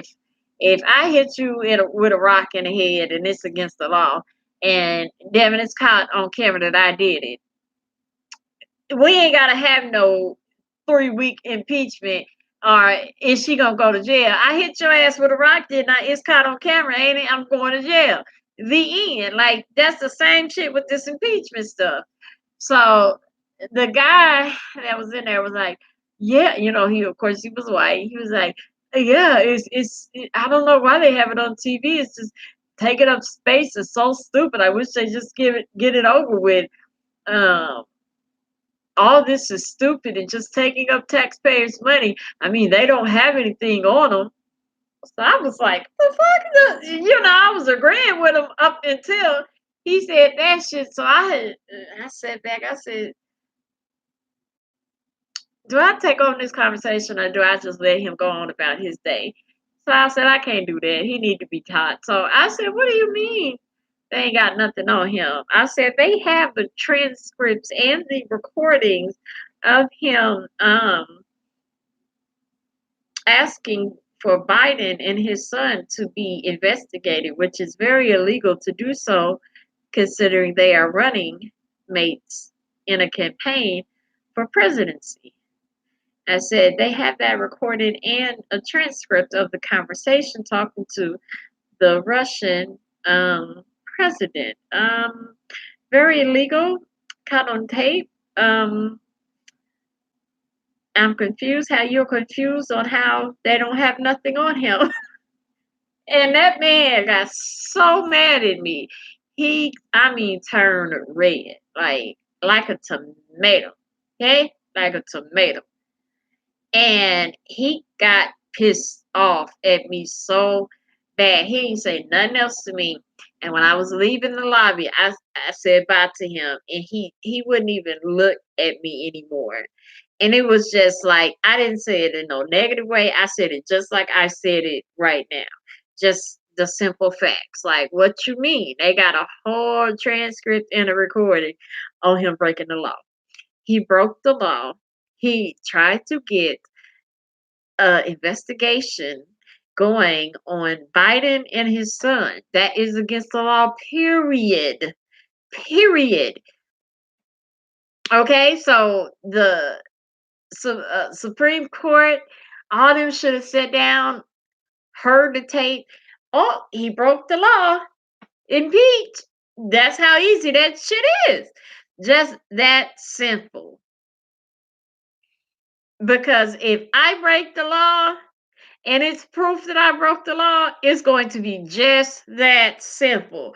Oh, she broke the law, send her ass to jail, period. It ain't gonna take weeks, it ain't gonna take months, it's gonna take that quick. So, but he wasn't ready for that. He wasn't built to hear that. He was not ready for an African American woman to challenge him and tell him, no, no, no, no, no, let's not play stupid. He broke the law. He broke the law, and it's on tape and a transcript. So, but he didn't have no rebuttal to that. He couldn't argue that. So all he could do was get mad. So sometimes they just not ready for the truth. A lot of them is not ready for the truth. And that's not a racist thing to say. That's just the society we live in. You will have people, I've seen, Caucasian people argue about whether Santa Claus is black and white. And, you have to chime in and be like, y'all do know Santa Claus is not real.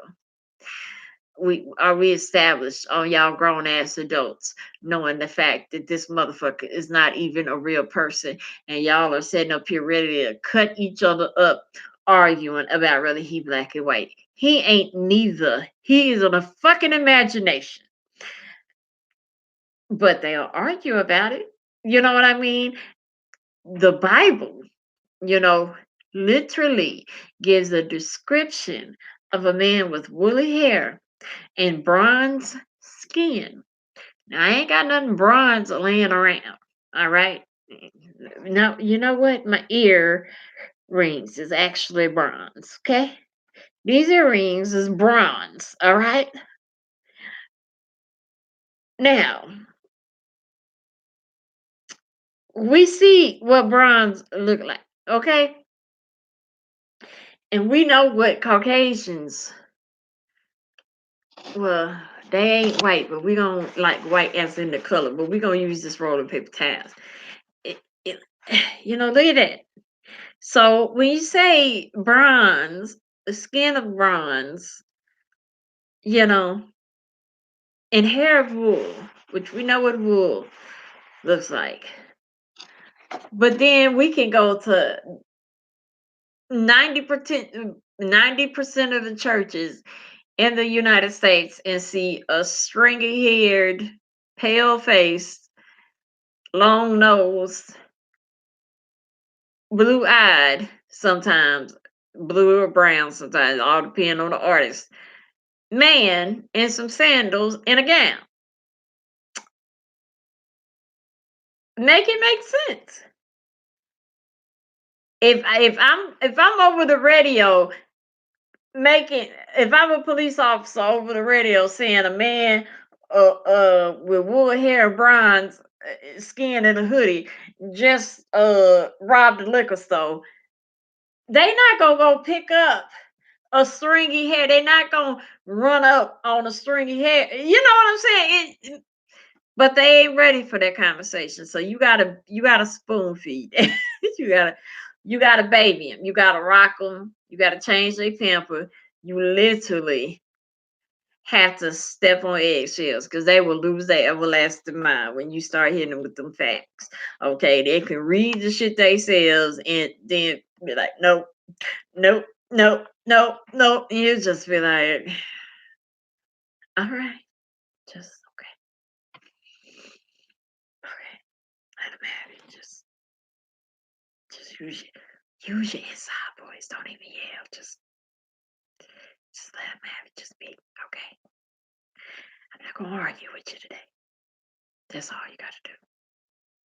Cause then when you do that, they're gonna lose their everlasting mind too. Cause they want you to get rowdy and nasty and ugly, so they can paint you as that angry African American person. You know what I mean?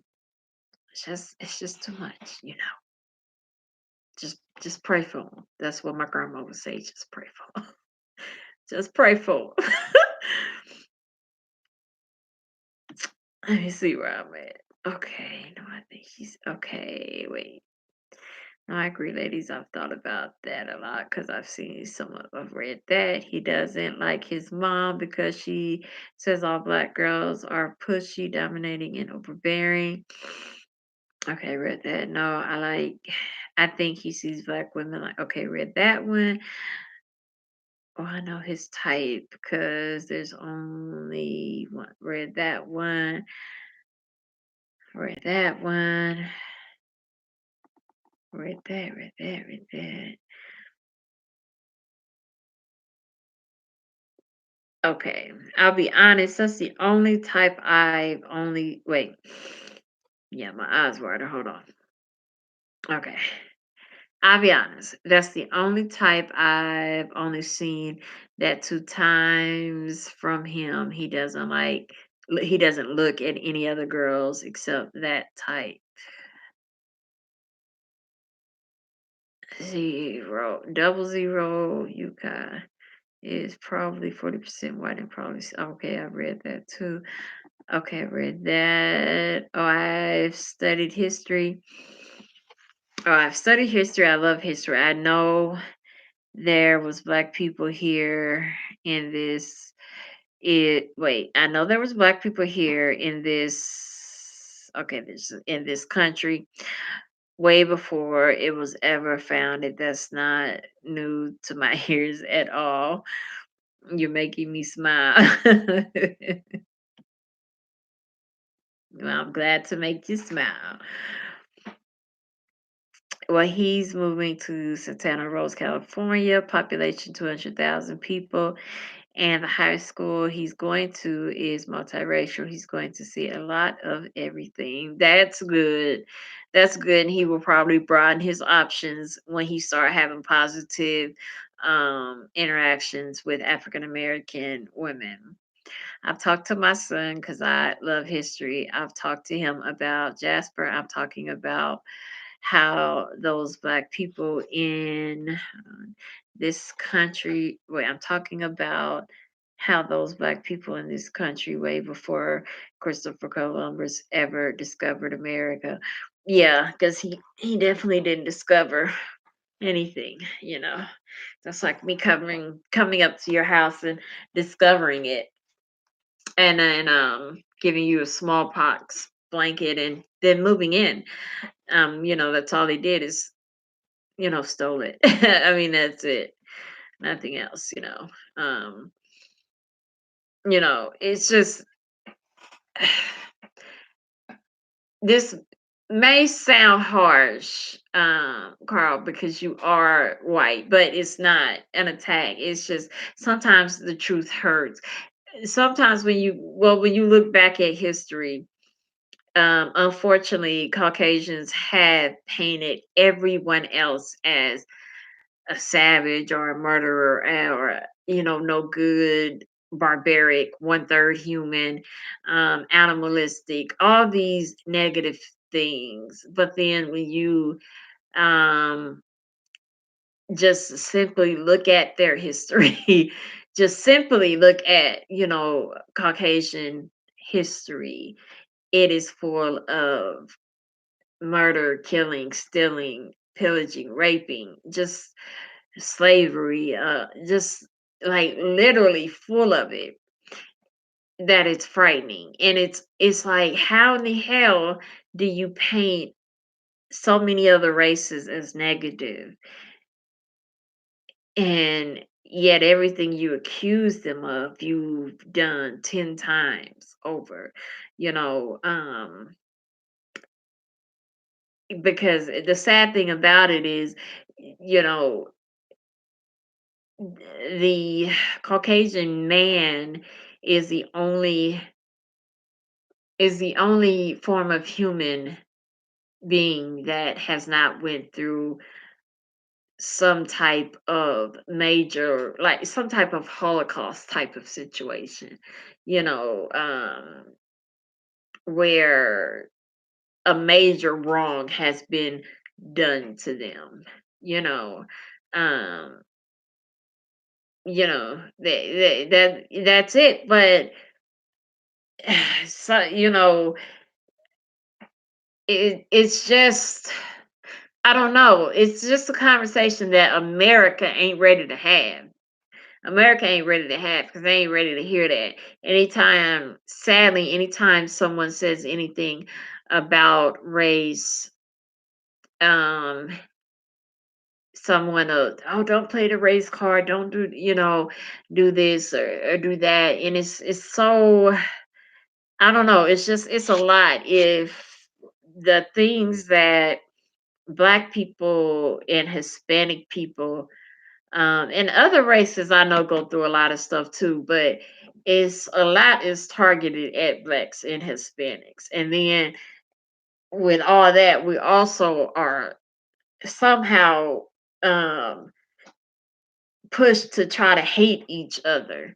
This shit it makes absolutely no sense. But Like I said, our country ain't ready for that conversation because you know, I feel Caucasians are not ready to hear certain facts about things that they absolutely did not do. You know, um, I watched a documentary about the John Deere family, you know, the ones that make the tractors and you know, the creation of that and the family right now that is profiting from those billions of dollars is Caucasian, but the man that thought of those first early machines that were designed was black and was owned by someone.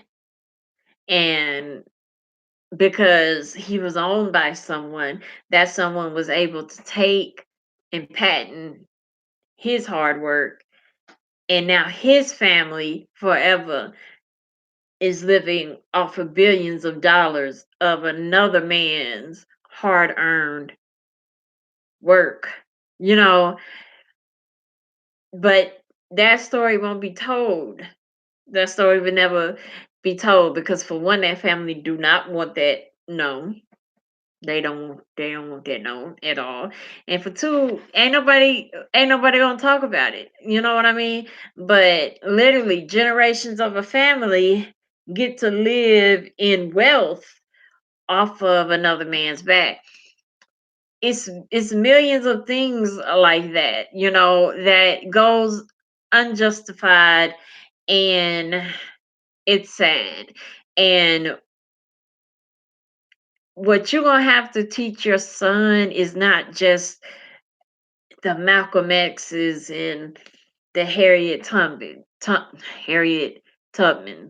You're gonna have to teach them about um, you know, the John Deere's, the real ones, the um what was that?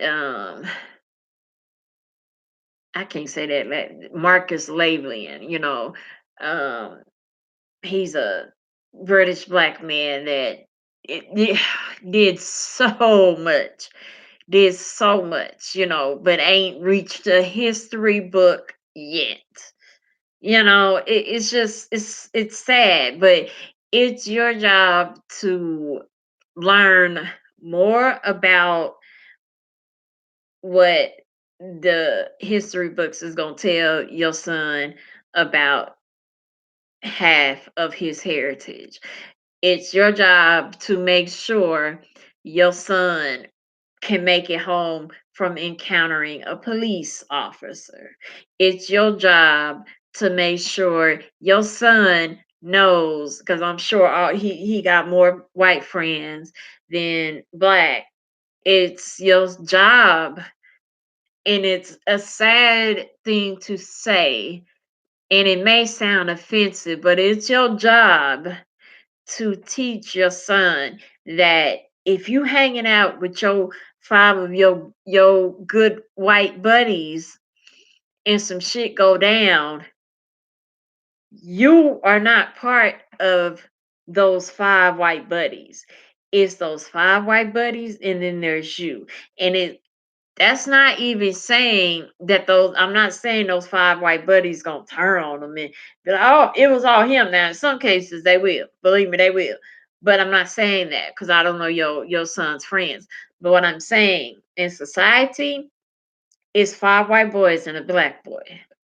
And there's a crime that's been committed, the black boy is going to be the first one that's questioned, accused, and searched and made sure everything, the perimeter is safe. Is going to start with your son because he is not fully Caucasian. So you need to prepare him for all that because he doesn't need to be out with his friends and then some shit go down and he have to learn it in a way like, well, why did I get treated like that? He needs to know so he can survive that situation and not die during that situation because that's a very, very, very possible thing to do so. Your son can move wrong and be shot simply because he's tan. That's a very realistic thing. And, that's something white parents ain't got to worry about. That's some white parents ain't got to go to sleep at night thinking about. That's something they don't have to teach their kids. That summer, I'll say this and then I'm gonna move on. But that summer that black men were being killed, like every 2 weeks we were seeing a new black man killed. The one that, um, the one they choked to death for selling cigarettes, the one they shot when they had him handcuffed, trapped under the car, and then they shot him 9 times in the back. The one they shot with his daughter in the back seat, um, and his wife in the driver's seat. Uh, you know, the the one that got shot up. What was that? Somewhere. What shit? What was that? The one that was shot up in Oh my gosh. I'm not say want to say Fayetteville. That ain't where it was. Um, the one that got shot coming from the grocery store, and they shot him. I can't think of him, but all that was in one summer. I think I just named five or four different black men. That was all in one summer, and all these were recorded are suspicious. And I mean, we literally saw a black man with two police officers on his back. He was in handcuffs, halfway under a police car. One police officer with his knee in his neck, another one with his knee in his back, and he still got shot 9 times. And those police officers are still police today. And he was yelling, so they were fearful for his life. He was yelling, "Get off of me!" and why are y'all arresting me? And so they were fearful for their life. So they shot him, and a police committee, said, "Well, that makes sense to me." They watched that video, saw that man murdered, and saw two police officers have a man already handcuffed, him trapped halfway under um, a car, and their knees in his back and his neck, and somehow him reaching for his keys put them in danger. Now that was their real excuse. He was reaching for his keys. What was he gonna do? Unlock your heart, unlock your soul, unlock your gun? I don't know what the fuck, but that was, he was reaching for his keys. And they only said that because hell, that was what was on the camera. Couldn't lie about that.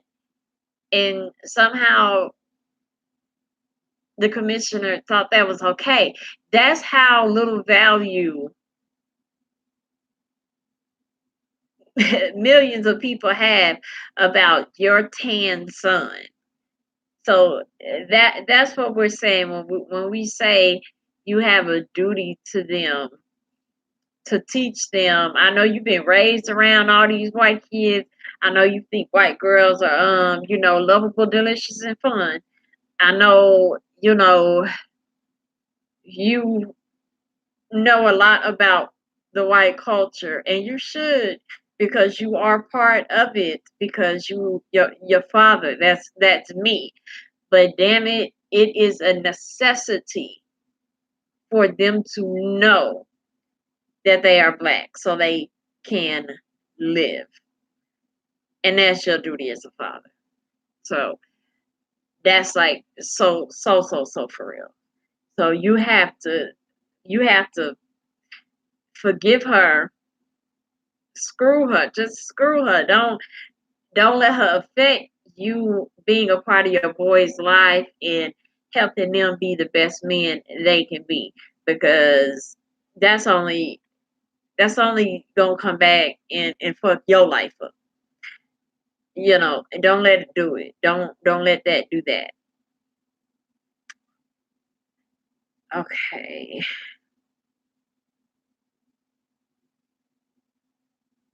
He said that Christopher Columbus didn't discover. He thank you. He didn't discover nothing. I know because I was just using that for to exemplify Marty. I know that as well. Well, quite well aware of a lot of the lives of history books. Yeah, who the families are that are. Yeah, I I hope a lot of. I think a lot of people are open to that. They just don't care. I walked away for a drink. This is some good conversation tonight. I don't know. I'm enjoying this conversation too.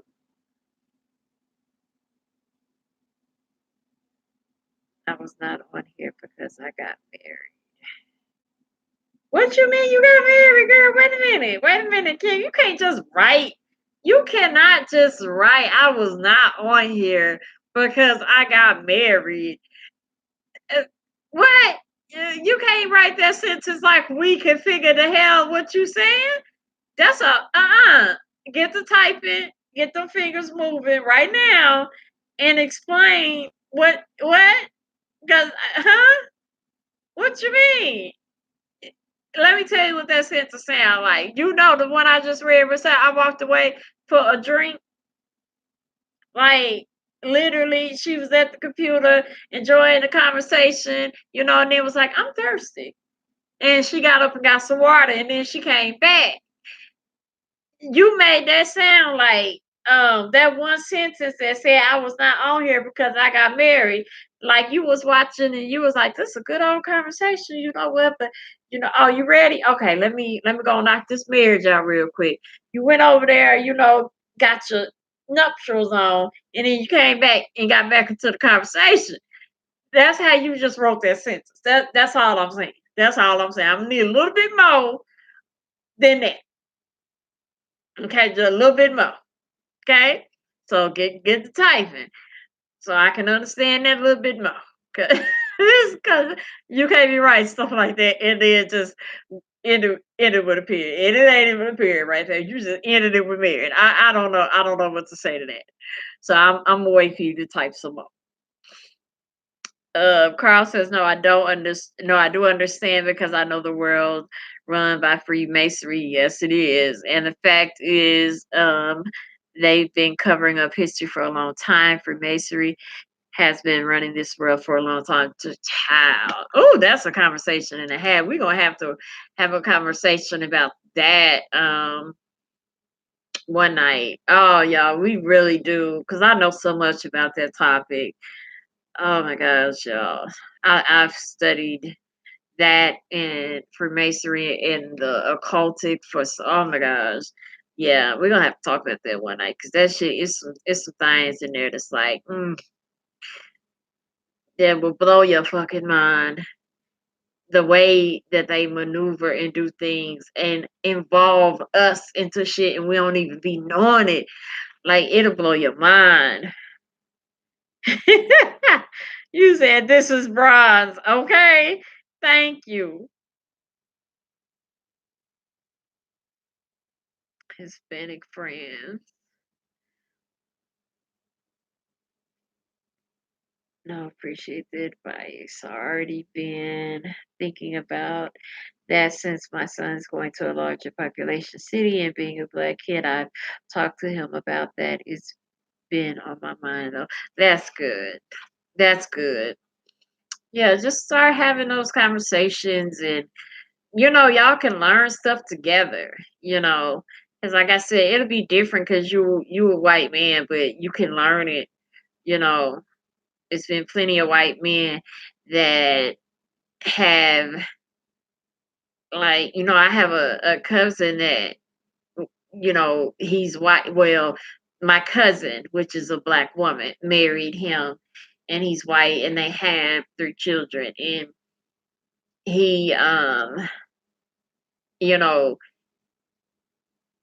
he tries very hard to learn everything he needs to know to teach his son what he knows my cousin can't teach him because she's not a man.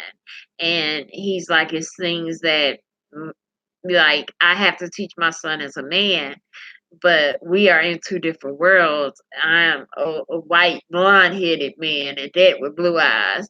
And, you know, you a full fledged black, 'cause he just looked black, black little boy. And so, you know, yeah, I mean, hell, it's things different now. Like the the stuff they went through on just trying to get his father to pick him up from school. Like they went through a whole ordeal because they wouldn't let his own daddy take him from school because he was a white man, and the school was like, no, we don't believe you're his father. Even though your name is on every piece of paperwork, your picture is in this file. Um, we still don't believe you're his father. Like, you may be his. They can. What do they keep saying? Uh, what did they say? That he was. Oh, they said that he was the boyfriend. That's what they were like, the boyfriend, and they was like he didn't have permission. But that school was very. They had their stuff together. They had pictures of both parent or any parent. If you could pick up the child, they had to have a picture in the profile. They had a picture of him as a daddy. He signed all the paperwork. They had all this information, and they still wouldn't let him the school take him because he was white. Period. Now some people felt that was okay because it was like, well, they was just being super safe, and some people felt it was bullshit because it's like, well, now damn, now he done been to a whole damn parent teacher conference, and he still can't get his own child. But those are things that he knew he was gonna have to face when he married my cousin. And I can appreciate his train of thought because even though he went through all that, like, he didn't get mad. He got mad with the school because that was some fuck shit. Like, how you got my whole entire picture under the picture of his daddy? You got all my signatures. You got my ass up here on, you know, a whole, like, paper signing as coming to a teacher parent conference. The fuck? What do you? So I understand his frustration, but still, our world. Good night, Tipsy. Okay, we're gonna read this last one all, and all go to bed because it is 3:30 in the morning. Okay, so let's read this last one. Don't forget, everybody, cops, Freemasonry, Freemasons, lawyers, and Freemason judges. Oh yeah, judges, politicians, Hollywood actors, everybody. That's so true. Jasper already had that experience with the white cops in this town where, see, we live, but because they recognize who he is, he's a track star, he's gotten away with some stuff. You see? And when he go to a bigger city, it ain't gonna be like that because they ain't gonna give a damn. So I'm praying for you. I'm praying for you, baby. But I'm gonna read this last one, y'all, and let's give this person some advice, and then we're gonna close it up, okay? Like it says, my girlfriend and her ex had a pretty bad. Okay, wait. My girlfriend and her ex had a pretty bad breakup. I met her towards the end of their relationship. Nothing jumped off between me and her until they were absolutely done with each other.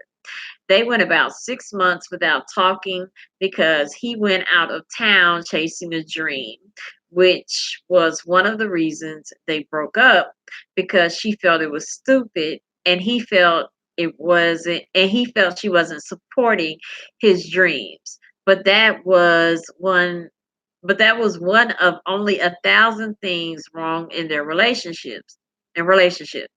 According to all the stories she's told me about him, he did her completely dirty. I try my best to be the best boyfriend that I can be, especially knowing what she's been through with not just him, but men, period. Needless to say, the opportunity he went he went after did not work out for him, and he has come back into town.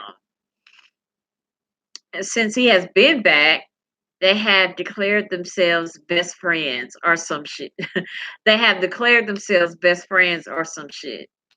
Anytime I tell her I have a problem with this, she makes a big deal out of it and flips the script, claiming I must not have any confidence because I'm uncomfortable with their relationship. They go out to eat, to the movies, watch Netflix, concerts. He even goes shopping with her. The fuck? That's a whole lot. Shit, they dating at that point. Um, we fought time and time again due to this issue, but she has a way of twisting my words whenever I bring it up. I feel like I'm at my last breaking point. I've talked to her till I'm blue in the face. Now I feel like I should see him man to man because as a man, he should see the problem I have with their relationship. Do you do you think this is a good idea, or am I overstepping my bounds and should only keep approaching my old lady about the situation? Ooh, baby boy. I can wrap that one up real quick. They dating. That's a lot of shit. So they used to before you got with her, that was her dude. They broke up. You came in at the tail end of their breakup. She has painted him to be the worst nigga in town, yet that's her best friend.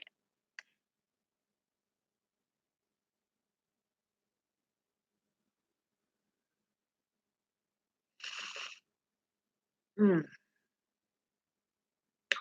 they date, okay? Because they doing everything a couple does. Hell, they Netflixing and chilling. They going out to eat. They going to movies. I'm assuming you don't go to none of this shit. Uh, huh? Yeah, this ain't making sense, baby boy. Ain't gone and yeah. No, that's not right. Something's going on between them. That's my assessment. She's not. That's just for real. That's a little bit too close for comfort. Um, for real. What do y'all think on that? Hold on now. I'm serious. Like that's. I don't see nothing. Okay, okay. If you came in on the tail end of their breakup, you were there before they completely broke up because you said y'all did nothing jump off between me and her until they were absolutely done with each other. So that means before you went away, or before he went away, I'm sorry, before he went away, you were there. And she was telling you he does this and he does that. And I don't like the way he does that. And he wants to leave town and go chase a dream and leave me. And I don't want him to go. And he did it anyway. So they broke up. So he left town, so they broke up. So he left. Listen to what I'm saying. He left, so they broke up. He's back.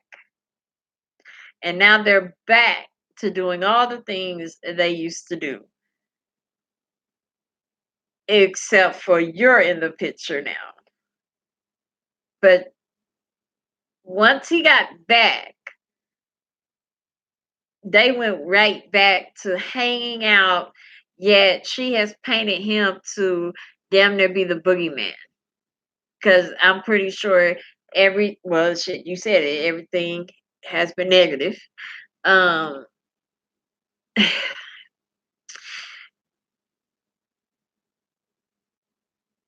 I think they having some rendezvous. That's my opinion.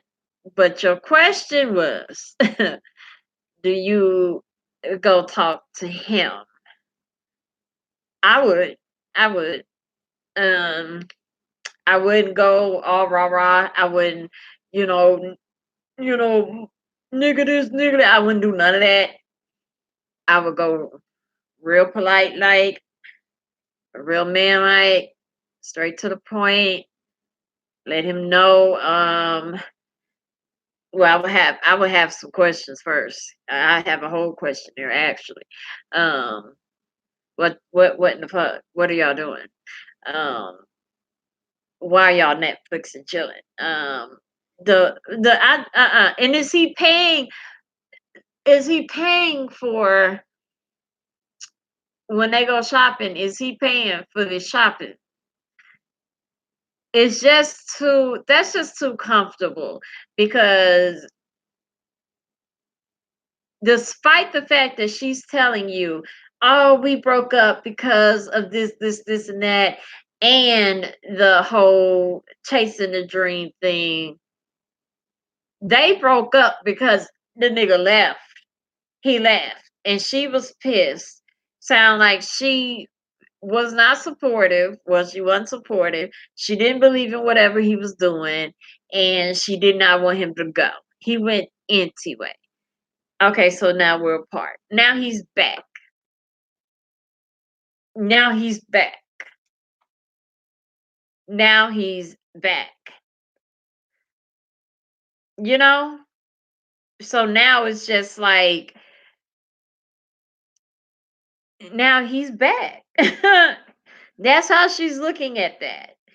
Now the man that I wanted, but he wanted to go chase a dream, in which I couldn't go or didn't want to go or whatever the reason, but he left, which is why we broke up. But now he's back. It sounds like you just in the way. Like in their situation, it just sounds like you in the way, and she just ain't broke that down to you yet. Because if he was so detrimental to her and just like he just did so much damage, how he come back and they just the best of buds? You know what I mean? I mean, I understand being friends, but how do they like go to a concert? And I mean, how does that happen? Like, does she come up to you and say like, "Hey honey, me and my ex are going to go to a concert. um I'm not going to ask you to go because I don't want you to, but see you later." you know how does that go? Damn sure how did the Netflix go? Hey honey, Mike's gonna come over and watch Netflix, or better yet, we're gonna go over and watch. Excuse me, I'm gonna go over and watch Netflix with him at his house. See you when I get back.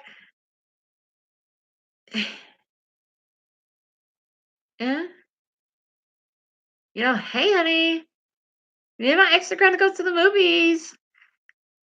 No need for you to go because we don't want you there. I don't know. That's the vibe I'm feeling. Like they're dating. That's what I'm getting out of that. Um, Everything you named is like shit date night. Um, that's a lot of activities to be doing with your ex. Do y'all do any of that shit?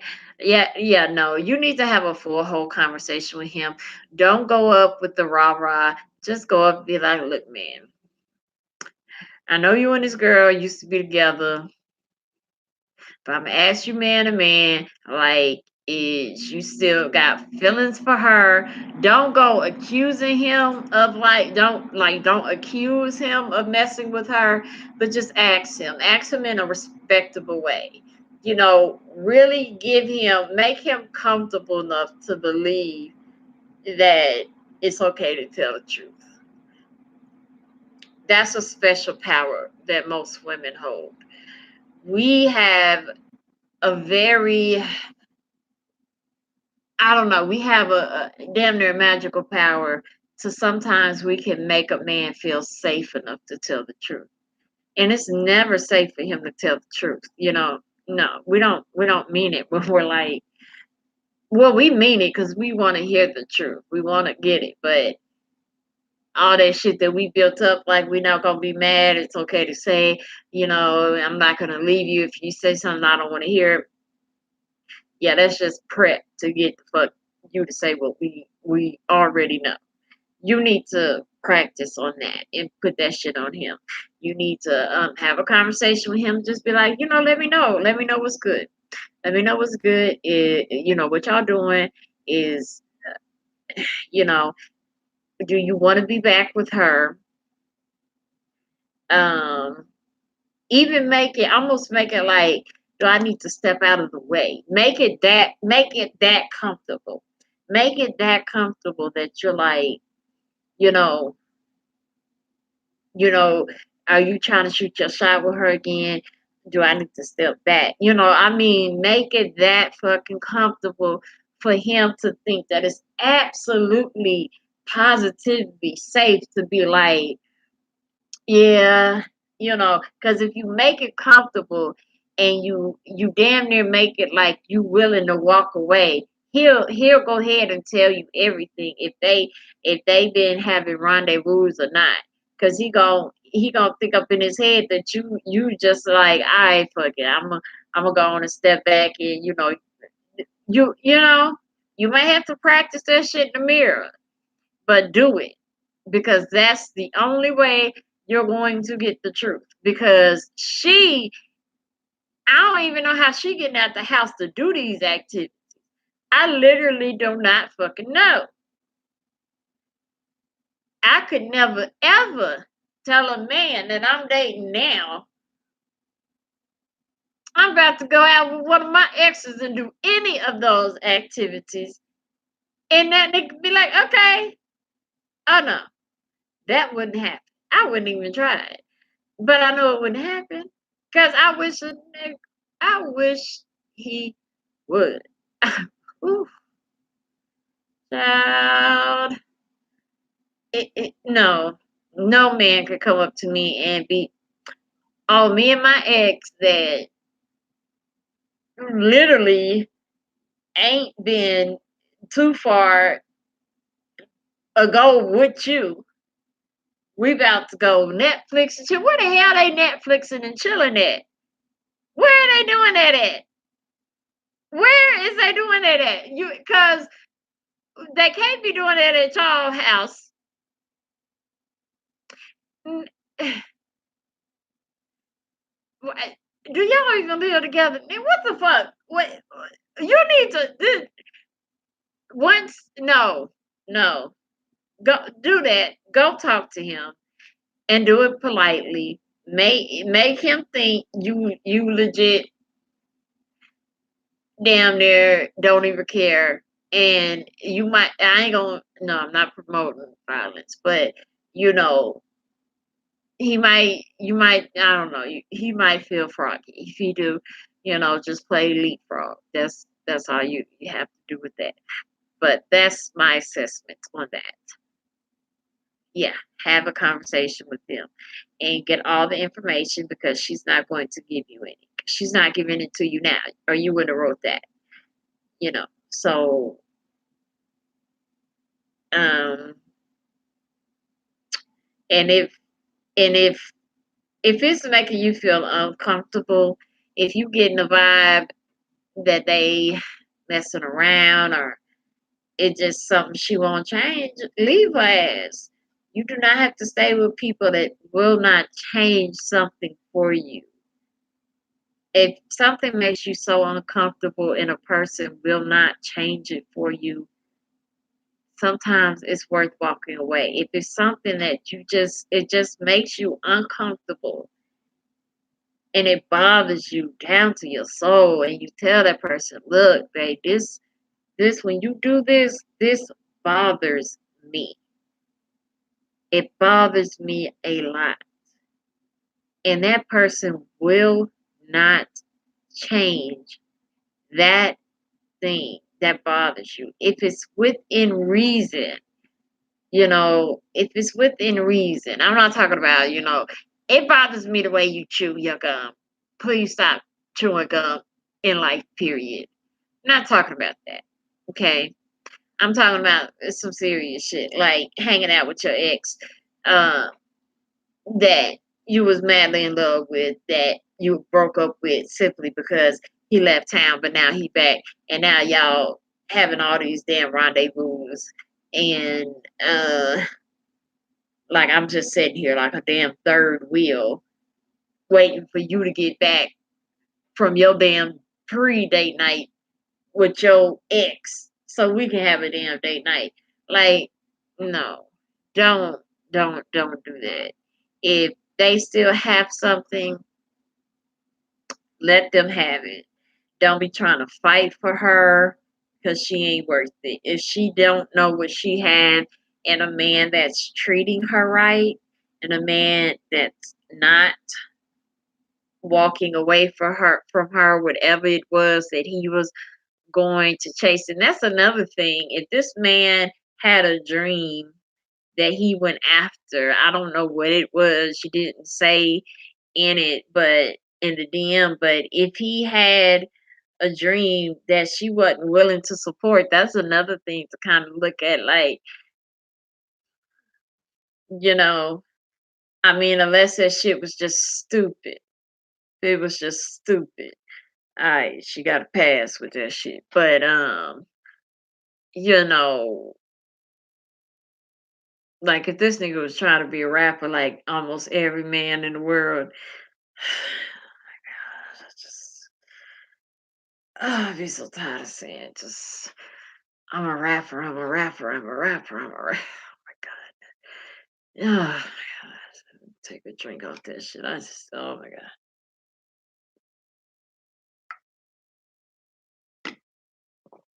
No, you're not. Okay. But that's what I would say. What y'all say? Okay, wait. Okay, wait. See, Jasper's already had. Okay, read that. I want to thank you, ladies, for so much. Thank you. Oh, thank you so much for helping me solve my problems tonight. Thank you so much for the advice and happy to come. Well, thank you, Carl. And Carl, don't let this be your last time. Okay, don't let this be your last time because simply it's a late. The regular people, all our regulars are not here. We have good little conversations and stuff, but it don't have to be your last time. Hit that subscribe button so then you can know when I'm going live next time, and you can come and you can meet more of us and talk with us and stuff like that, and keep us updated on your situation with your boys and stuff like that. And the majority of us as black women, we have, like Wax are, we have our black men, if you need some help and some questions and some shit, we got you. See, you said you ain't got no family like that. See, you met one tonight, we'll help you when you need some help. That's what friends are for. But so that's my advice to the last one. So since we are going on the 3 hour mark, 3 hours and 8 minutes, I'm going to close the session up because this was only supposed to be an hour. And damn it, y'all get me every time. Y'all get me every time with that shit. Every time I'll be like, it's an hour. And it's always at least three. But that just means we be having good conversations. And I appreciate it because we had a very good conversation tonight. I enjoyed it very, very much. Everybody had good advice. Carl, I wish you the best. Everything we said was very, very serious. Very, very good advice. Tipsy gave you some very good advice. Everybody had good conversation.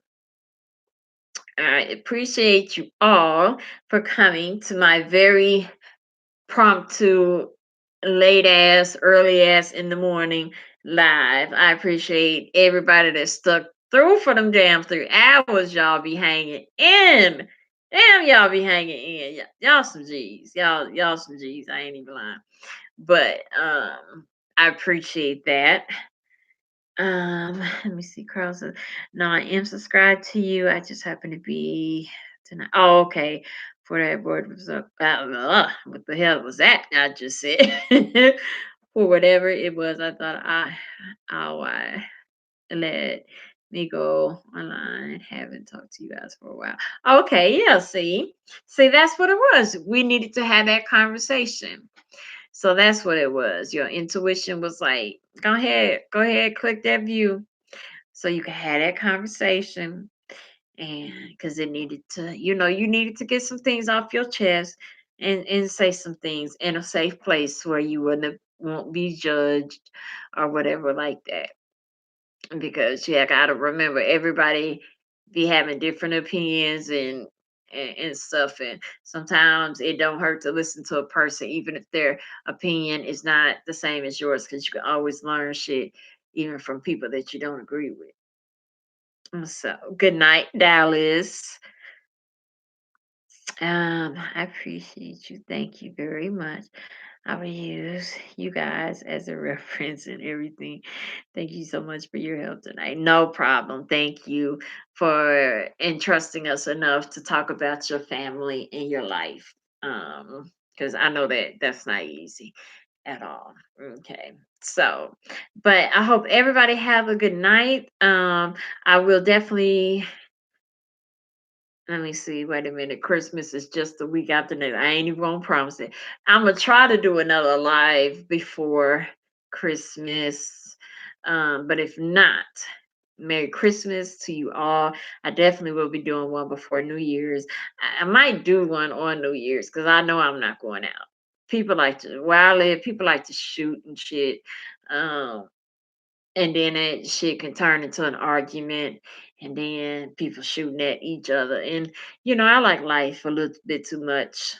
um it just ain't worth it to me. So yeah, gonna be missing out on that. So I'm sure I'm gonna be staying my ass at home for New Year. So hell, we might do something then. But if not, if we don't do enough for Christmas, I hope you guys have a very, very, very, very merry good Christmas. I'm going to try to put out a Christmas video or a video commentary video for you guys. I gotta find a damn topic. I don't know. I'm gonna ponder on it, but um I'll ponder on it, y'all. Um, Thank you, ladies. No, I appreciate it, ladies. Thank you, ladies. Okay.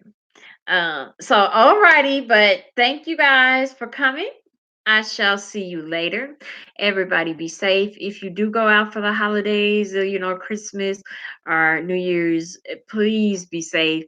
If you're using Ubers and stuff, make sure your driver is a real Uber driver. Don't leave your drink nowhere. Don't go out with people you cannot trust. Don't nobody get put in jail for Christmas because people been dying around in jails and shit, and people don't know how and all this shit. Look out for one another and don't be breaking no laws, okay? Just let's all agree to do that. But I enjoyed you guys. And if you have any video ideas or any topics or anything, um follow me on my Instagram, which I'll put it in the chat real quick, which is Ashton's. Damn it, why do I always do that?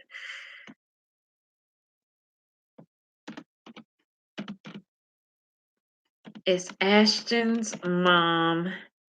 Shit, is it Ashton's mom? Maybe I think it's just Ashton. I'll be forgetting my Instagram like a mug. This shit. Let me look it up real quick. Okay.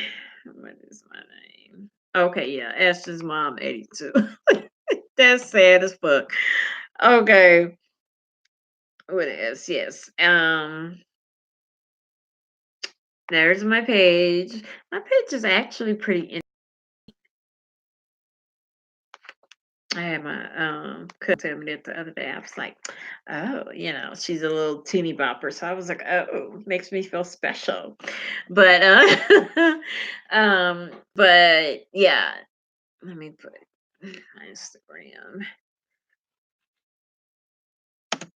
That is my Instagram. Okay. So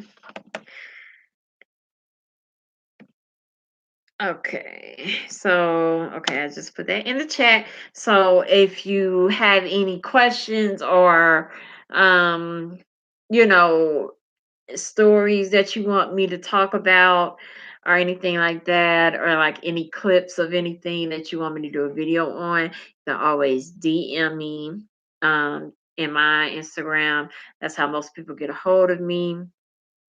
Oh, also, I have a video coming out on a project that is, I'm just going to drop the video when I do it. It's already made and everything. I'm just kind of waiting for, I'll just waiting for God to tell me to drop it.